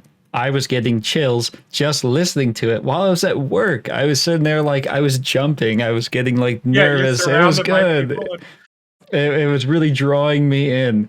And there are so many times where I can picture, because of the way the book describes, you have to use your imagination a little bit, like laying in your, like being in your room in the middle of the night, waking up in your bed, looking out your window from the dark and seeing something out there staring up, but you can tell, even though it's not looking at you, that this being is out there watching you. And from where it is, you can hear it calling to you, saying your name. Yeah, in voices of children, in the voices of people you know and love. I mean, I think one of the most impactful scenes for me is when the front door is open, and he goes out to look and he sees Faye standing out in the snow. Mm-hmm. And he runs out and he's yelling to Faye and he's like, get back in here. Like, what are you doing? We know it's out here. Like, you're crazy. Get back in here. And then Faye is yelling to him from the door of the cabin and saying, where are you going, Felix? And then you get that just goosebumps across your skin that this thing that's talking to him and standing there that he's running towards is not his fiance. It almost got him, and that's like one of the closest places where it gets him, is that he runs out and he stops just dead short of where the darkness starts from where the cabin is, of the light of the cabin. And it is terrifying to imagine that right only maybe a couple feet away from him is something sitting there in the dark waiting for him to walk out into it to grab him. And at any time it could, call out to him, chase him down, whatever. It is terrifying. And so I really felt like after you had told me about Felix, obviously I'd gone into it with a perspective expecting to like him, but I ended up loving him. And not just him, but Faye as well. That Yep. I thought, what an amazing man, and someone that you could really look up to. Someone that I had to question myself: would I be better? Would I be even close to as good as him in that situation? I would hope so, but to be honest, that is a really tall order. It is the things he goes through Yeah. in that book are, I would say, the majority of men could not deal with. And not to knock or say that other men are uh, incapable or anything like that, but it's just the level of stress he goes through is fearful. After I'd read that book, I actually told Mahogany about a dream I had. And part of the dream was looking outside my window and seeing things out there and hearing things like calling me and shit like that, like things scratching at the door, saying my name, like trying to get in. I woke up in a cold sweat. I was terrified. I can't Yeah. imagine doing that for every day for what I think is like half a year that the book takes place across or something. Yeah, I mean, even to the degree that they leave the cabin eventually, and it follows them back home. Like, can you A wonderful imagine book. your one safe place, the one place that you would hold as your like sanctuary above anything else, and this creature is standing outside your window, taunting you, luring you in, Yeah. It's and oh, through all that, Felix never falters, not once. To the degree that he like almost loses his job at points. He is sleepless. Like he explains that he has like dark black rings around his eyes from his lack of sleep. But through all of that, never once does it become a question in his mind that he should leave Faye's side and let her handle it on her own.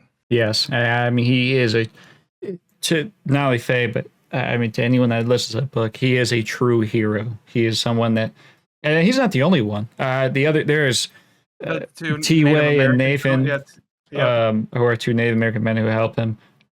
They are exceptional heroes who, despite having nothing to gain, out of pure kindness of their hearts, offer their best help to Felix.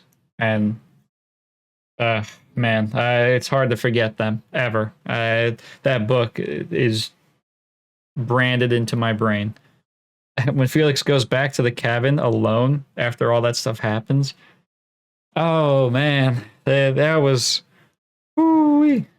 To imagine Yeah. for a second willingly going back alone to the place that you heard children And it calling out adds. to you and shit like that. Do you know? And if you remember why he goes back, it's to find his wedding ring. Right.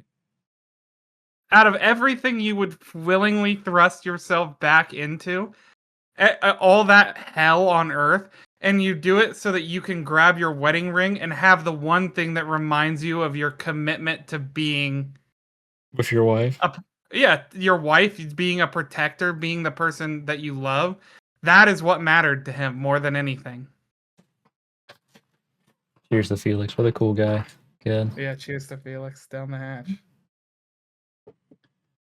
I'm glad we got a chance to talk about that because, man, I mean, I'm the kind of person that's just not, I'm not a reader anymore. I don't really read books. And to actually sit down and go through that, I'm so glad it was as good as it was, because if I had sat down and taken the time on a book, which I never really do anymore, to then be disappointed, I would have kicked me off again for a long time. I would have been like, yep, that's what I get for reading something and not watching. I will tell you, I'm just more of a kind of guy. I'm more of a movie guy than a book guy.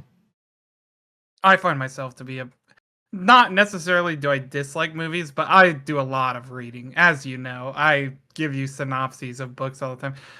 And I do like to think that I'm very honest when I tell you the synopsis of a book. I usually can come out of it and say, yeah, that book was absolute dog shit. Do not read that. Or be like, yeah, no, this book was amazing. Definitely sit down and give it a read. And I'd like to say I'm 2 for 2. I've recommended you 2 books and you liked both of them. Yeah, that was that and The Wisdom of Psychopaths, which I also listened to, which was really good. Very different styles, but Yeah, that one's more of like a study, like a psychology study. But if you like psychology, that's a good place to. It is a good book that really highlights what we know about psychopaths and stuff like that. We maybe we'll have an episode over psychology, and we can talk more about that book. Yeah, I would love that. I mean, you would have to carry that on that. You definitely know so much more about psychology than I did. But in college, I definitely got into it a little bit. I would say when you told me the first time that you didn't watch American Psycho, I knew I needed you to watch it because, oh man, after you watch it, you're like, this is one of the best things I ever watched in my life. Yeah, it was fantastic. I was surprised that but then again, I think that my movie literacy was kind of it just wasn't good. I was definitely a kid that grew up playing video games more than anything. So Mhm. I didn't have a lot of movie literacy. I mean, to the degree that you even introduced me to Breaking Bad. We sat down and watched it, and I would consider that like a must watch if you want to have any Yes. sort of media literacy at all. When it comes to movies and television shows, you have to watch Breaking Bad. I told you when I was in college that Breaking Bad in multiple classes was used as our objective weight, like our objective example of what's good ideas, what's good to do. Almost every time they bring up Breaking Bad, and only the first episode was needed to convey that. In fact, we Yeah. were we were forced. That was actually where I ended up watching it because I had known about it, but I never got into it until they made us watch the first episode. And I was like, "Wow, this was really good." And I went home and I binged the whole thing. Whatever. I think I was dating this girl at the time. We went through, um, and loved it from start to end. I never got tired of it. So, and I think that's really where I started honing in. I mean, like again, that is an introductory thing. Before that, I was into movies like Taxi Driver and stuff like that, which who would have known? I didn't know at the time. I just thought they were awesome movies. Would turn out to be kind of one of those, um, He's literally me. yeah, literally me characters who's like now talked about all the time, and is also talked about in a way of defining like good movies or going into like the deep. You know, it feels like everybody's a critic now. Yeah. Everybody wants to be some kind of critic, and that's because it's so much easier to be a critic than to actually make something yourself, of course. I think literally me characters are fascinating even in their own archetype of hero because a lot of people, I mean, I would consider most of them anti-heroes, right?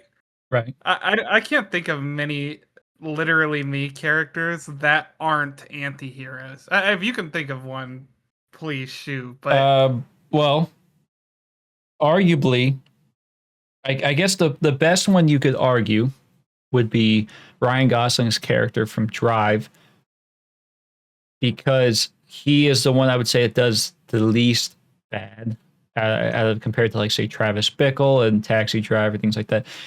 Is the driver in the movie Drive has a pretty reasonable good job. He's a stuntman for movies. He works an honest living, and the only bad thing he does is he's a getaway driver on the side.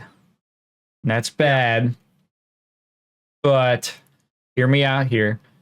He says no guns. They never kill anybody. He never gets involved with that sort of stuff. Um, is Baby Driver based off of Drive? it's probably somewhat inspired, Interesting, because but I loved Baby Baby Driver. Driver is a He much more heroic reinvigorated tale that. for sure. Yeah, exactly. He's definitely more. He Far seems more like of a more of a hero. hero. Yeah. And so the reason I say that he's that Drive, that Ryan Gosling's character is more heroic than say like Travis Bickle, because Travis Bickle in Taxi Driver, he just drives a taxi. So why is that? I think kind of more bad is that a lot of time we see in from his perspective that he drives around bad people a lot. He drives a guy to where there's a hotel where he or whatever it is where the guy says that's my girlfriend up there cheating on me, and he lets him out, and it's only assumed, it's not like Showtimes, you can kind of assume that this guy's taking bad people where they need to go to do some awful things, and it's not just for money, it's not to make a living, it's, I mean, for him it's to make a living, but I'm saying he's not bringing those people there for to make money, he's bringing them there for their own uh sick ideas. That guy is going to go there and beat up his girlfriend or whatever, maybe murder the guy. That doesn't I mean that definitely Travis Bickle's a villain, but I would say that the guy from Drive is a bit not as evil because his crimes are, how do I put this, a lot less antagonistic. And then when he finally decides to be quote unquote a hero, when he tries to help the woman out with the money that her husband or whatever her man owes, he defends both. He defends both of them, and what makes him kind of on the bad side. That's what kind of makes him like quote unquote anti-hero. Is he does some pretty bad shit to the people that were after him. If you remember, did you ever see that movie? Drive? Yeah. No, I've never seen Drive. Okay. Well, I won't spoil too much, but he the way he employs going after these people is honestly brutal. I mean, if you know, Drive is the inspiration, half of the inspiration for Hotline Miami, so that can put in perspective how he kind of handles things. Right. So, what were you gonna say? Though I didn't mean to cut you off before. I was gonna say one of the things that I was thinking about with like Travis Bickle is his name, right, from Taxi Driver. Mm-hmm. He definitely already has a grim view of the world.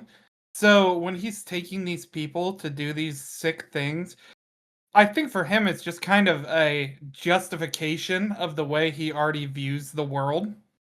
Right. He uses it as a farther justification for why he needs to like cleanse it. He sees himself as like the righteous savior of a broken world. Well, towards the half ad, right? But at the beginning, he's kind of like a neutral thing. He's sort Yeah, of at the exactly. beginning, And then it he's slowly a downfalls. bystander. But Yeah. But where I was gonna go with this is I actually think that this is a perfect way to segue into like the hero's fall. Is Okay. when exactly does a hero go from being someone we view as heroic to being the bad guy? And I guess a few examples that I can think of off the top of my head is Light Yagami from Death Note. Anakin to Darth Vader is a really good one because we love Anakin, but then when he becomes Vader, it's like, oh, now he's the main antagonist. I love him even more. Yeah, exactly. Some people definitely do. And then you have Eren Yeager from Attack on Titan is another one that goes from being like a joyous, happy protagonist to by the end of the show is pretty much the primary antagonist. Hmm. And so I guess touching a little bit on some similarities between these characters that I find interesting, and even going back into like Travis Bickle from Taxi Driver is another good example, is I think one of the things is that line in the sand that we don't say out loud, but every human being inherently has drawn in their head. Is there's a certain point where you stop looking at somebody for all the heroic actions they did, and they've suddenly crossed a line that can never be uncrossed. Yeah, you're definitely right about that. Probably the number one of all time murder. Probably the most common and basic of all. You can never give back that life. And obviously, when you murder someone, you don't just think of what you've taken from them, but all of the future years you've taken from them. But then there are caveats to that, right? Like, a lot of people would argue that what Light Yagami does, if any of you haven't seen Death Note, a quick synopsis is a high school boy, I guess when it starts, but he later college. A magical notebook falls from the death realm or whatever. I can't remember what it's called in the Something show. like that. And it basically gives him the ability to write anyone's name and the way they are going to die in the book. And then they die of that cause. And at first, Light uses the book for what I would argue is very good means. Taking out people who are holding up hostages, taking out murderers, taking out like awful criminals. But then I think, at least for me, there starts to become this shift in the way you feel about Light, when suddenly now it's like, oh, well, now all criminals are on the bill, right? Not just murderers and kidnappers and pedos, but now you're like, oh, that guy that got arrested for having 2 ounces of marijuana? Yeah, like write his fucking name in the book. Kill that guy. Well, it's not just that, but it's also the way the deception he has for his family and the people around him, the people that care about him. Especially, I would say, his own father. His own father has nothing but love, loyalty, respect for him throughout the entire show. And even when Light is accused of the crimes and it is looking pretty grim for him, his father is still his number one supporter. Yeah, refuses to believe it. Sorry, kind of spoiler for Death Note. Been out for a long time, so sorry. He ends up screwing over his father in the worst way possible. And for me, at least, that was when I realized there was no going back. Although he enjoyed some of the murdering he did and became pretty sinister with that, I am of the belief that the reasons you do the things you do matter less than the actual outcome, the actual action itself. And so if he is killing a criminal because he likes killing criminals and it feels good, like Dexter, per se, I think that the action itself of removing that criminal is worth more than the value is more important than whatever he gets out of it, whatever weird lust or enjoyment. Justifies the mean. Yes, and in that case, I would say, I think I'm not so much of a greater good kind of guy in general. But I'll put it like this. When it comes to Light Yagami or Dexter Morgan, they are open and tell you basically that they have this urge. They want to do this thing, that they like it, that it feels good. And in order to sort of control it, is they try to push it into something more positive. Now, in Dexter's case, it's the best possible scenario. He does something. He basically becomes like a superhero in real life, but a flawed one. He is removing people who are verified criminals. No, for sure. Light starts that way. I think most people would agree with Light at the start, like you said. But later on, well, it turns into his ego. It turns into this idea that he starts calling himself the new god of the next world. Right. And now the idea is lost of it's no longer about punishing those who are evil. It's about punishing those who would dare defy you. So now his lust for power has overcame him and has diminished those good things he's done. They're now washed away because he's crossed a certain line. Of course, that line in particular, people have this with Breaking Bad too of Walter White, is what's the line where you stopped liking Walter White? And for a lot of people, it's different. I've heard people say from the first episode they stopped liking it. I've heard the craziest things for Walter White where they just went, that was it. I have a buddy that all the way through the show was like, and by the end, thought Jesse was the bad guy, and that Walter White was the good guy. Yeah. Was still the good guy by the end. And I'm sitting there thinking to myself after watching it with you, I'm like, how the fuck did somebody come to that conclusion? Somebody that I consider a close friend of all people. It's actually not rare. How did you come to that? Yeah, which is a wild thing. A lot of people like Walt. Yeah, I mean, I liked Walt too, but I definitely got to a point where I go, okay, well, Walt isn't exactly Walt anymore. Well, I think what happens, and it's well done in that show, done fantastically, it's so good, is they get you attached to a character, they make you empathize with them and care about them, you see their struggles, you see all the good they've done. Especially him. He's a family man. How could you not care for him? And now you slowly descend him into doing more and more bad things. And it starts with, like, for instance, in Breaking Bad, Jane, he didn't kill a girl, but he let her die. He purposely didn't save her. Kind of bad, but there's some arguments to be made. Then later on, okay, he killed a man, and preemptively before he did anything, but the man was dangerous and a criminal. Then it goes down to well, you killed an innocent man, but killing the innocent man was the only way to keep yourself alive.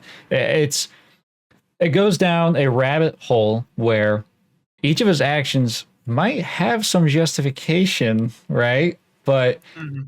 each one is a little bit more sinister than the last. And it if you watch it, I guess the quote unquote right way. I don't believe in that, but the quote unquote right way, at least as the makers intended, is that over time you would start to go, wasn't there a better option? Maybe this was not the right way. That's what makes Breaking Well, Bad so yeah, for good. sure. Well, I mean, eventually embraces just being a drug pen and decides he's gonna take over. Right, by the And last by that season. point, yeah, by that point, I am definitely looking at Walt like, yeah, I mean, you could have gotten out of this a long ass time ago and still probably been okay. But you wanted more, you wanted more, you wanted more. It's greed. Well, it's the same thing as light. Greed and lust for power. But I yeah, mean, they both suffer from the same thing. Actually, of course, in Light's case, he argues that he's doing the world a favor, that his actions are justified because he's hurting bad people, and if he has to hurt some good people along the way, it is just a means to an end. That in the end, he's has to do it for the greater good. In Walt's case, his justification is always his family. I have to do it. My family needs it. Your family doesn't need billions of dollars, though. Your family only yeah. needs millions, maybe only a million. But That's what I find interesting to shift because in both of those perspectives, I see a very clear cut, like, okay, here's the reason I do it. But then I find some characters that get the downfall into the villain that by the end, you stop thinking, is there a better way? And you honestly think, like, was this person correct in doing it the way they do? And the reason, or the main person I'll bring up for that is Aaron Yeager. And I know you're not a big fan of Attack on Titan, but if I could share my perspective, and I just want your thoughts on it, I guess. But eventually, Aaron gets to the point that his entire people are going to be wiped out. The rest of the world is against them. They find that the genocide of his people is the only way to ensure a lasting peace. At that point, I would argue it is hard if you found yourself in Aaron's shoes to ever justify allowing your entire race of people to be genocided in order to create a world peace. And so what does Aaron inevitably do? Well, he decides, fight fire with fire. If they want to genocide us, let's genocide them first. And he has the means to do it, so he does. And I walked away from that show not the same way, like, whereas Walt had his justification for his family, or Light had justification for creating a better world. I left, and I thought both of those guys were pretty fucked up for what they did by the end. At the end of Attack on Titan, I actually thought Aaron was completely justified in what he did. yeah, that is funny. I hate him. I told you already. I the armor type was the one I empathized with most. I can't think of his name. I wasn't that big on the show. Rhina. His name is Ryan. Rhina. That was the one I empathized with most. That was the one that really like brought emotion to me. And when I obviously, if you put me in the shoes of Aaron Yeager, hard to say what I would have done, but with perspective that I have from watching the show, I don't know if I have that kind of gumption, that kind of craving or will to fight that I would want to bring the world to its knees in order to survive. I mean, fighting to survive makes sense, but I don't know if I would have. I would have never done what, say, he did, where he decides to take it on them first. I would have Well, probably. a year prior, you didn't know they existed. And then suddenly you do know they exist. And the very first thing, you get introduced to a whole new world of people. And the first thing that they say to you is, we're going to kill all of you off. Yeah, I mean, I just even then, I know it's not logical, but I wouldn't want to kill the rest of the world just so that me and the people I care about can live. Even though I love them so much, I mean, I would want the whole world to prosper. I would the way I would imagine in my head is, I mean, we are so small in comparison to them. It doesn't mean that our lives are worthless per se, but I just I don't know. I would think how many innocent families there are. There's so many greater people that I would not want to bring harm to. I just couldn't do it. Now it's funny that I feel that way about Aaron Yeager and Light Yagami and Walter White. Walter White, I felt empathy for even till the end, and still felt.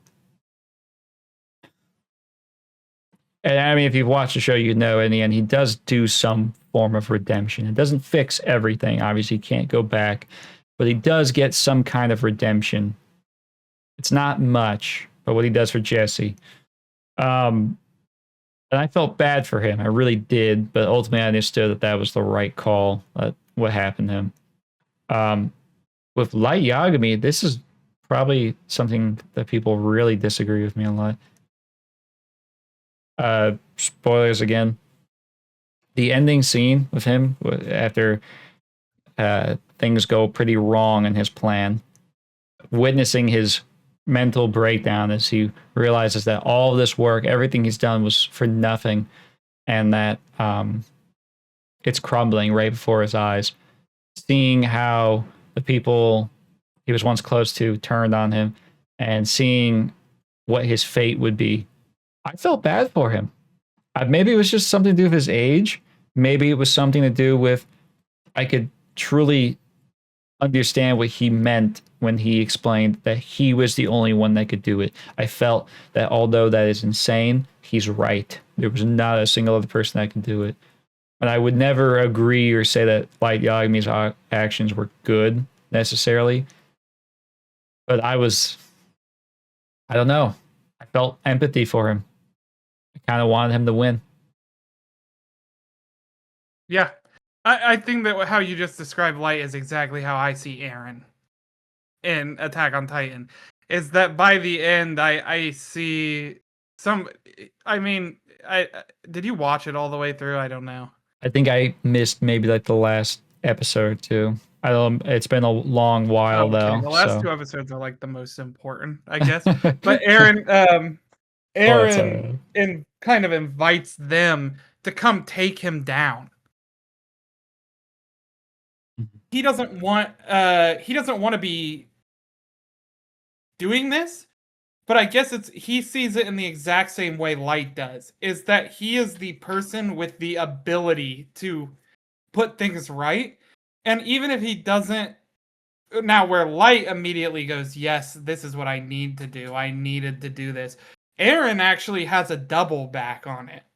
And Eren goes, well, I think that it was a necessary evil, but I want them to stop me. I want them to prevent me from continuing to do this. Because if they let me, will any of them be able to live with them? So he almost does it in a noble sacrifice sort of way, right? Is that he did the necessary evil, but then he wants to be stopped so that all of his people who stop him don't have to live with the burden on their mind that they just stood by and let the world burn. I see. And I thought that in that sense, he not only saves his people, but then ultimately gives the ultimate sacrifice of, instead of going back and saying, like, I am king, I am God, I rule this world, it was, now come and stop me, put an end to this. Like, don't accept. I love you people and I protected you people because I knew you were good people who wouldn't stand for this kind of thing. It's almost, the world was going to genocide them. And this is why I think he's a hero, but inevitably has that fall. And I almost think that he gets his redemption in the end and becomes a hero again, because he goes, well, look what the rest of the world was going to do to us.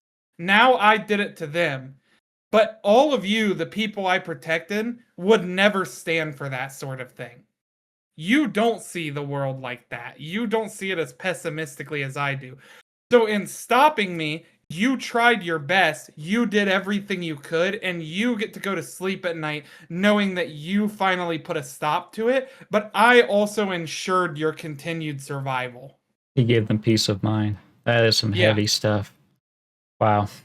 To not just save your people, but to Let them wow. execute you It, essentially it after. it reminds me of Fallout 1, where after you do everything for your vault, you get the water chip and you stop the super mutant mastermind, the one who's running it. You come back to your vault only to be sent off packing, telling you can't come live with us anymore.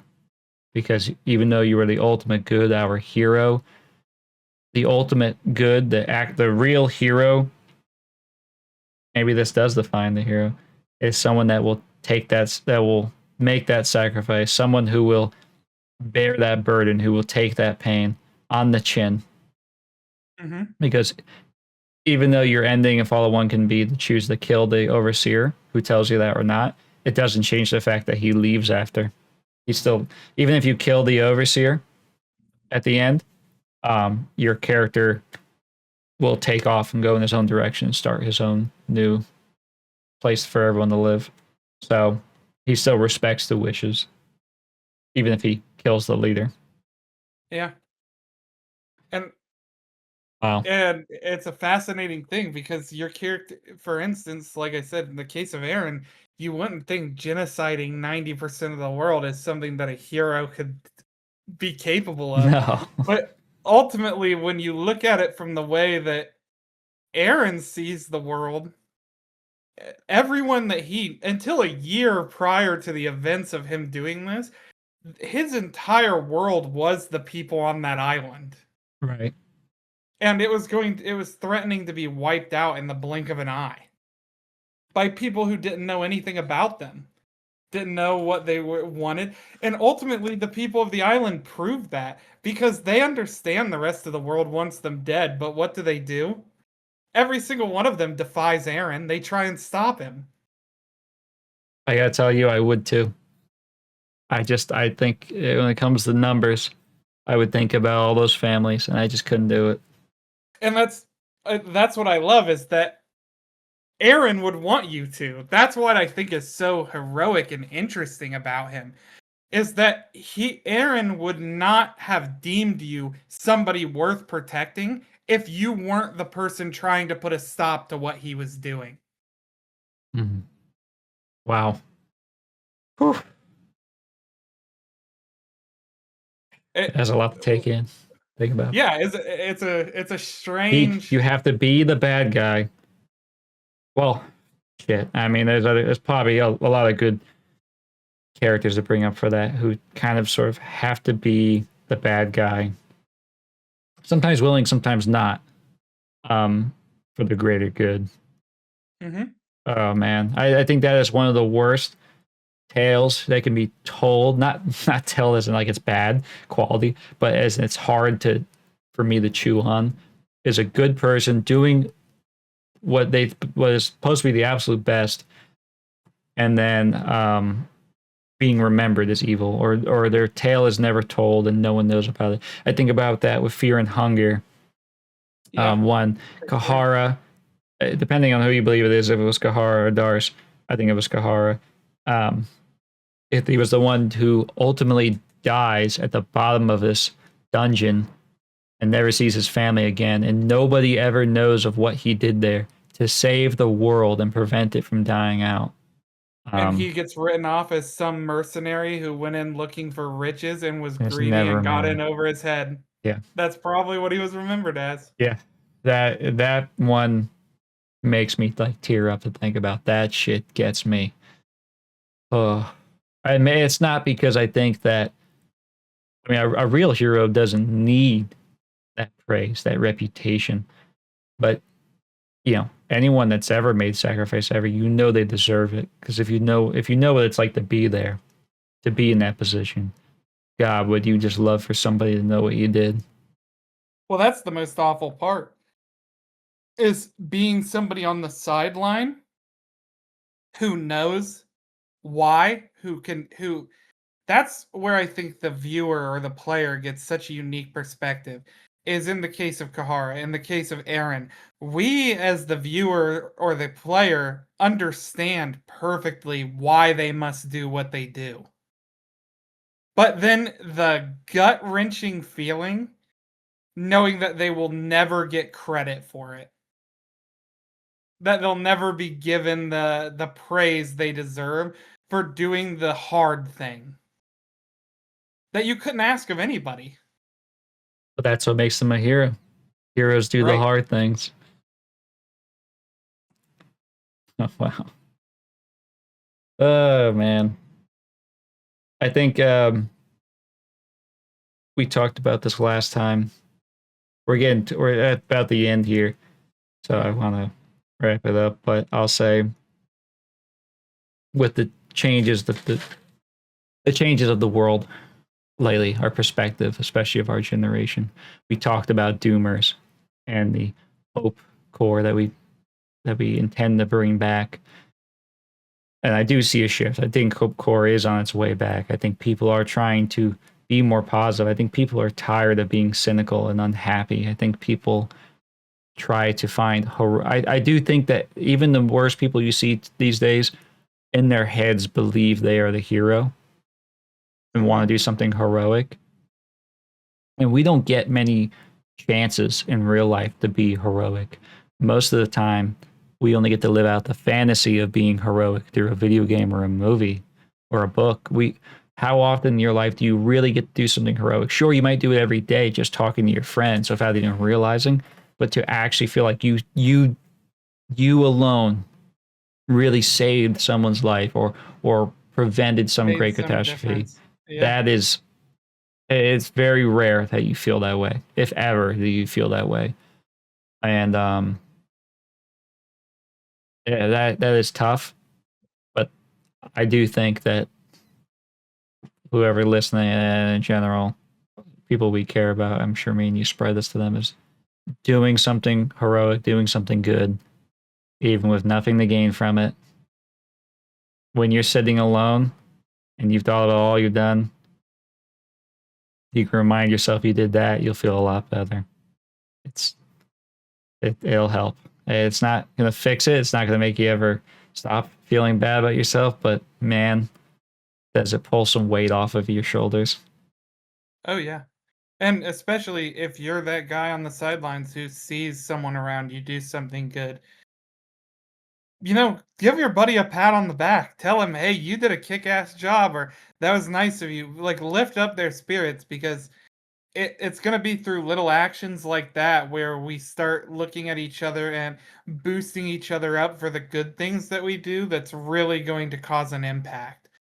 Yeah, If we can start getting everyone to do good and then praising the people who do good, at the end of the day, we're going to have a better world. We're going to have a happier place to live. it's positive reinforcement. I mean, if you see someone do something good and you choose to hurt them or ignore them in any kind of way, just remember you're telling them in their head that that was the wrong choice. But if you give them your time, your attention, your love after that, they will cherish it. And I guarantee you they will do it again for you. Hmm. So Without a doubt. that seems like a pretty good spot to end it. I don't know if there's anything else you want to say. Oh, before we go, fun fact to end Um, on a positive note. And then we can call it. yeah, Okay? Sound yep. good? Go ahead. Okay. So, drinking fact for everybody because Cognita and tequila were history, were drinking. So, here's a historical drinking fact for all of you. In ancient in the ancient Persian Empire, decision making followed a fascinating rule. According to the Greek historian Herodotus, no important idea was accepted unless it was debated twice, once while sober and once while drunk. The Persians believed that sober discussions brought logic and reason, while drunken debates revealed honesty and unfiltered emotion. If a proposal survived both settings, it was considered truly sound. This unique system shows how they valued balance between clear headed judgment and raw truth, ensuring that decisions weren't just smart, but also felt genuine. So there you I go. love There's your that. fun. Yeah, I love that. It perfectly encompasses what we're doing here, honestly. There is something to gain from both. And it goes back to Reed. There has got to be the logical side of you, the clear headed, and sometimes you just need to let your heart speak. Absolutely. And liquor, it definitely will bring you to your knees and get your heart speaking. And that is something that I cherish about it a lot. So I guess this week, whether you're letting your brain think for you, your heart think for you, or you're letting the liquor do all the thinking, thank you for joining us Yep. on Cognita Tequila. Fantastic. Thanks, fellas. Bye-bye. Bye.